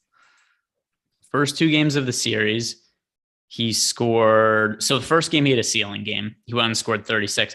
People were victory lapping playing Brandon Clark last game because he scored 23 fantasy points at like 55% ownership. It was fine if you played him. He wasn't problematic or anything. But it was a lot of ownership in my opinion. Like, what happens if it's just Tillman ahead of him? You know what I mean? Like, you mean what happens if it's the same exact rotation as last game? Right. Like, that's teed up for that possibility. Like, his price is now like when he was 3,800, it's a completely different play. Even at 4,400 is obviously better. Up to 4,700 with the ambiguity that we have right now. I love it. I think it's so terrifying, funny. But like, I mean, I could burn 38% of lineups right out of the gate. Yeah, no, I'm happy. I'm also happy that I'm underweight to the field on him. Will I still be happy about it later in the night when I'm getting trolled on Twitter? Perhaps not, but we'll see. Either way, this game has started. Things are not going well for the Memphis Grizzlies because it is a quick 8-0 lead for Minnesota out of the gate here as the Grizzlies continue to get smashed all year with John Morant on the court. And then You know when they're going to come back in the game? When Morant comes off the floor. Not because he's bad, but just because they have a really deep bench, and that's what's happened the entire year. It's part of the reason I thought they were going to go to Tillman, but just from like a defensive standpoint, he's really good defensively. Kyle Anderson, second most owned guy on DK at 30%. I came into this one with 63. So not a great start, assuming that he has a crisp 0 at this point. Pat Bev, the third highest owned guy at 28. Jaron Jackson at 27. Karl Anthony Towns, 24% owned. Quite a bit under the mark that we had. We had 33. So I am sizably over the field on Karl Anthony Towns. And most importantly, he's made it through 2 minutes without picking up a foul, as has Jaron Jackson Jr. So if you bet on no fouls for Jaron Jackson Jr. or Karl Anthony Towns in the first 2 minutes of the game, cash that 10-1 ticket. Dude, Tillman is 13% owned. Yeah, it's disappointing. Because I only played him because I thought he was going to be like 3% owned. Tillman and Clark are in 50% of lineups. If you just add them together, assuming some people did play them together, we're talking about like 45% of the lineups have one of those two guys in the, like, that's, I just need that to go poorly, and that would be fantastic. I played 3% Tillman. I think I have 20. Whew. Let's see. Morant is 22% owned. That scares me a bit, but obviously off to a great start. This is fun. Let's see. Did we get any more super chats? I know my filler arc just dropped one in here. Yeah, that's the only one. Bottom of the barrel here, fellas. Boogie or Looney for 3,500 or under. I mean, if you have Draymond or Nikola Jokic in those lineups, that will make your answer way easier, but the answer is neither. If it has to be one, I would say Looney, just because, man, Boogie is just rough at this point of his career. And I think they're going to play. Boogie for me. Well, although he might not play either. Like, they could just go small. So Boogie in the last 2 games played 10 minutes and 12 minutes. If I'm expecting Jokic to play around 40 minutes, then we're looking at like 8 minutes for Cousins, because they're not going to share the court together. So with that in mind, I'm going to go towards Looney just because he starts. But realistically, the answer is neither. Is this... Okay, this game's on TNT. I immediately went to League Pass just because I always feel like we're in the NBA season, but yeah. Okay, good. I thought my wife changed our damn Hulu password for a second. I was about to lose my mind. Yeah, I'm putting this bad boy in right now. Yeah, I'm gonna put it on now. I wish I were watching Jeopardy, but that's why I watch it almost every day. Really? Yeah, that's crazy. More often than not. Yeah, we record it. Wheel of Fortune and Jeopardy. Dude, so here's how ridiculous my dad is. My dad like records the news, like cable news, and then watches it back the next day. But he's so out of it. Like, he was watching news the other day. I'm like, this doesn't seem recent. And then I checked the recording. He's watching news from like a month ago and has no clue, because it's just they talk about the same shit every day. Yeah. He's no clue he's watching old news. I'm just picturing it. What news? All of them. His standpoint is he wants to know what like all of the biases are and get it from all the different angles. So he watches all of the terrible cable news, like all of them. He watches Fox, CNN, he watches the gamut, all of them, to try to get everybody's take on everything. And that's what he enjoys. It's the dumbest thing ever. Same, like he doesn't trust looking at the internet for weather. He has to watch it on the local TV news. Oh my God, I hate Pat Bev. By the way, because I'm picturing your dad as Shane Gillis's dad, just being like, Nancy Pelosi's a bitch. But he's not it's weird. Like, I'm not he's not actually even projecting him like that.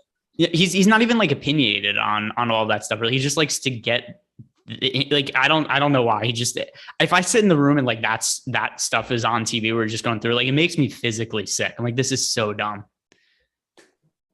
By the way, where I'm at in my game right now, it is still 10-0, and I can't tell who it is that's shooting free throws. Beverly. Was it Beverly? Beverly right, just so made the first free throw. Okay. All right. So 9-18 and 9-17, 9-16. Exactly the same right now. Perfect. So we're watching the game the same way. So. Awesome. Yeah. When I was Who wasn't backcourt? Children, learn the NBA rules. When I was doing this with Eric the other day, he was like 30 seconds ahead of me. Need Brooks to make that shit. This game going to be a blowout? Oh, wait. What is that had to be goaltending, didn't it? I thought he got it clean. Why is Beverly? It was hard to tell from the camera angle, but it looked like it was on the way down from my angle. I legitimately hate Pat Bev. It depends. There's sometimes I think there's sometimes I think his antics are kind of funny, but in general, I don't find him enjoyable to watch as a basketball player. That's a block. That's a block. Wait, they're calling a foul too?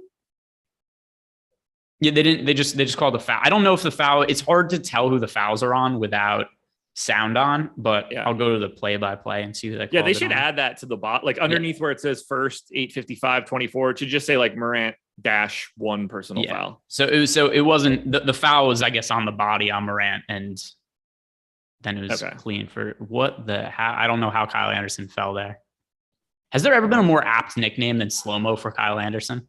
I don't know, but having a lot of him is really not looking great in the first 3 minutes. It's only 3 minutes. I mean, anything from Memphis looks bad right now because they're down 12-0 3 minutes into the game. I definitely hate the guy with the I love Pat Bev shirt on.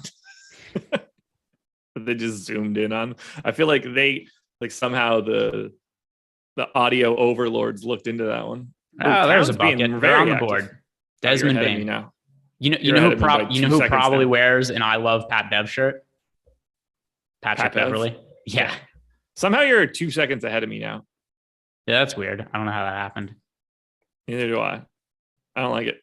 I'm refreshing it now to try to get back to where it was, but you were like, oh, there's a bucket from Bain. I was like, he didn't even have the ball yet.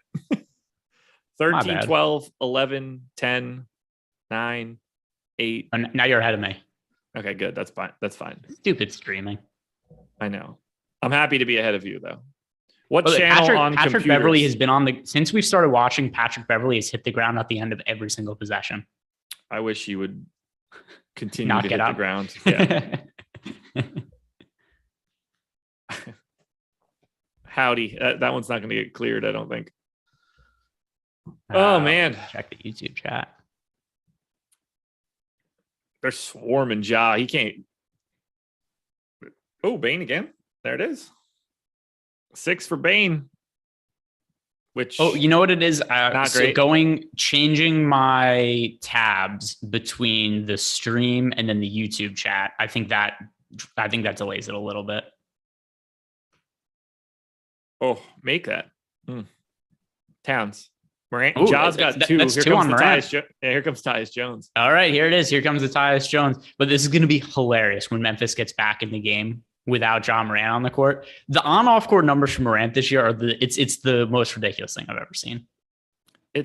I can't get over it. What do you attribute it to? Nothing. Like they're really deep. Yeah. And their bench beats the shit out of other teams' shitty benches is really most of it for me.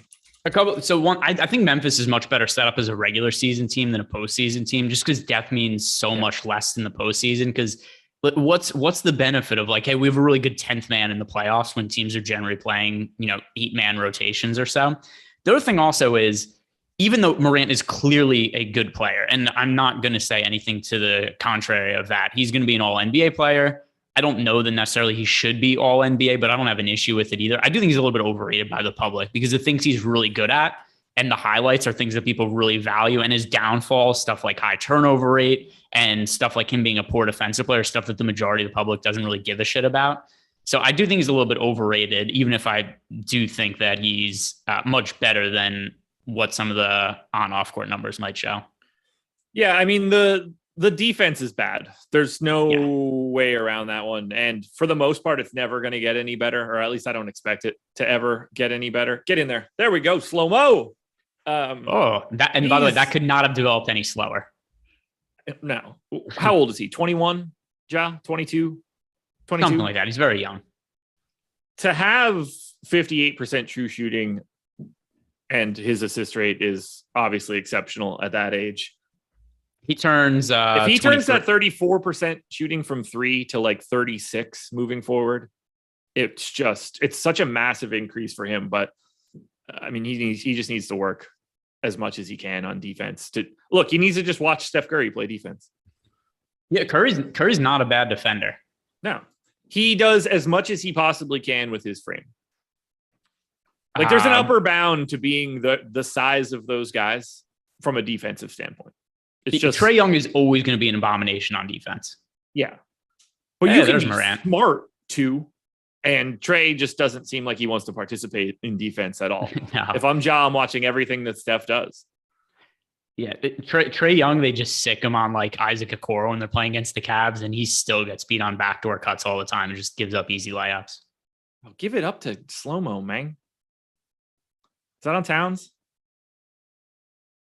I think so, but it's hard to tell. Stupid ass. Why are you trying to take a charge in the first quarter? Just try to block it. The foul situation right now. We have Morant has 2, Jaron Jackson Jr. 1, Kyle Anderson 1, Dylan Brooks 1 from the Grizzlies, Towns 1, Vanderbilt 1, Edwards 1. The amount of fouls that have been in the series have been a very high number, but this is not an officiating problem. This is very much a player problem. These are legitimate fouls being called. Let's hit a bod shopper for a bit.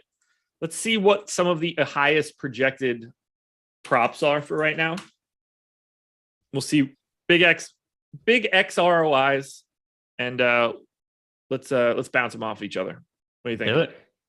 All right. Highest projected ROI on a prop for the games that are left right now. Andrew Wiggins rebounds under 5.5. We have him projected for 4.4. How do you feel about Andrew Wiggins rebounds today? I have him at 5 flat. So if I had to take a side, I would pick the under. We have him projected at 4.4. I'm not quite that low on him. But if I had to take a side, it would be the under. I have him at 5.2. So I would also take the under if I were taking a side. But I think that I have him projected for more minutes. And I think that's really the issue here. God, Bain is doing just about everything right now. Let's see, second best prop that's out there, which I don't really know how much we can talk about because of the way that this stat works, but JaMychal Green over 0.5 steals. We have him projected for 0.6. Yeah, so I actually have found, and I've brought this up a few times when we've been on shows or talking about Odd Shopper, I think these are actually some of the best lines to bet and some of the most inefficient and ones that I never would have noticed had it not been for Odd Shopper. Because you start to look at some of these numbers and projection and whatnot, and you start to say, like, I kind of think a lot of these are 50-50 propositions, and a lot of them are just really heavy plus money on one side. So I did have a lot of success taking some random, like, oh, cool, Corey Kispert over half a block at plus 380. Like, there were some really weird numbers, I bet. Here's the issue I have with the JaMychal Green one is I don't know what his minutes are going to look like today. It's something you and I both talked about earlier, where you and I are both projecting Denver starters to play more minutes than most other people are in the industry today. So I'm light on JaMychal Green's minutes, and that makes it more of something to stay away. But in general, I think these lines are inefficient and they don't move as much as other inefficient lines, because who the hell is betting JaMychal Green over or under 0.5 steals? It's lines that never move.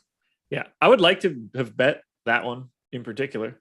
Where do you land on the next one? Maxi Kleber under 1.5 threes plus 164. We have him projected for 1.7. So I have him around 2.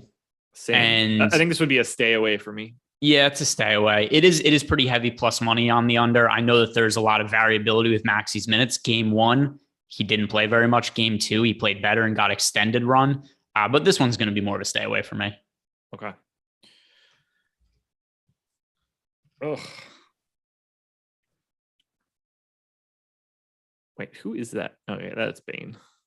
I haven't checked what's going on in the game now. Who's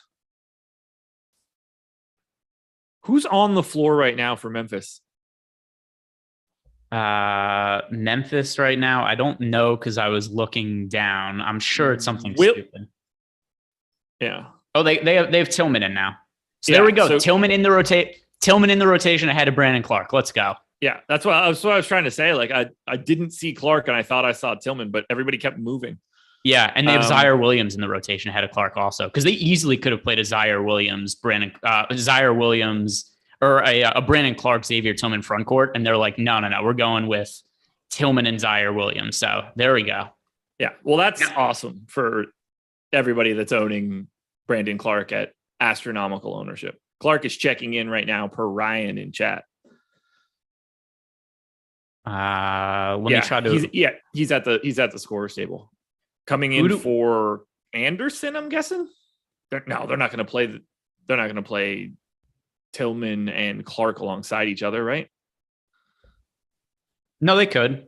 But Tillman, Clark, and Zaire Williams together is really bizarre.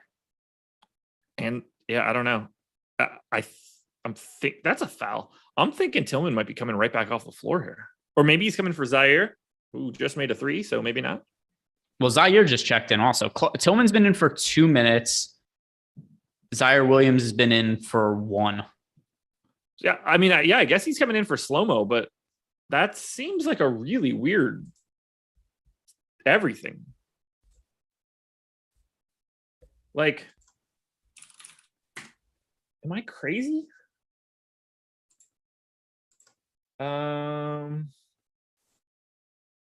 I mean, Brandon Clark shot 23% from 3 this year. Like, neither one of those guys can space the floor. They can't have those guys out there together. It has to be Kyle Anderson, though, because Kyle Anderson hasn't checked out yet. Like, they're not going to play Kyle Anderson the entire first quarter. Fucking hope they do. I mean, like, I'm with you. I just don't know how you play. Like, if this is the pattern that you were going for, I don't know how you play Tillman and Brandon Clark alongside of each other.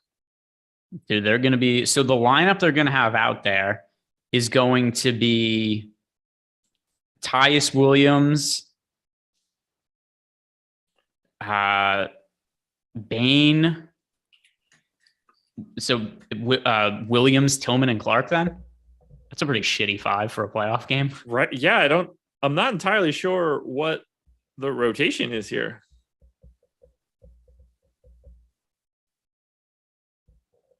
Ryan Houston, why were Awesemo's projections so off today? It's 6 minutes into the first game, man. Yeah, well, I don't even know what he's aggrieved about. No, I have no clue. No idea.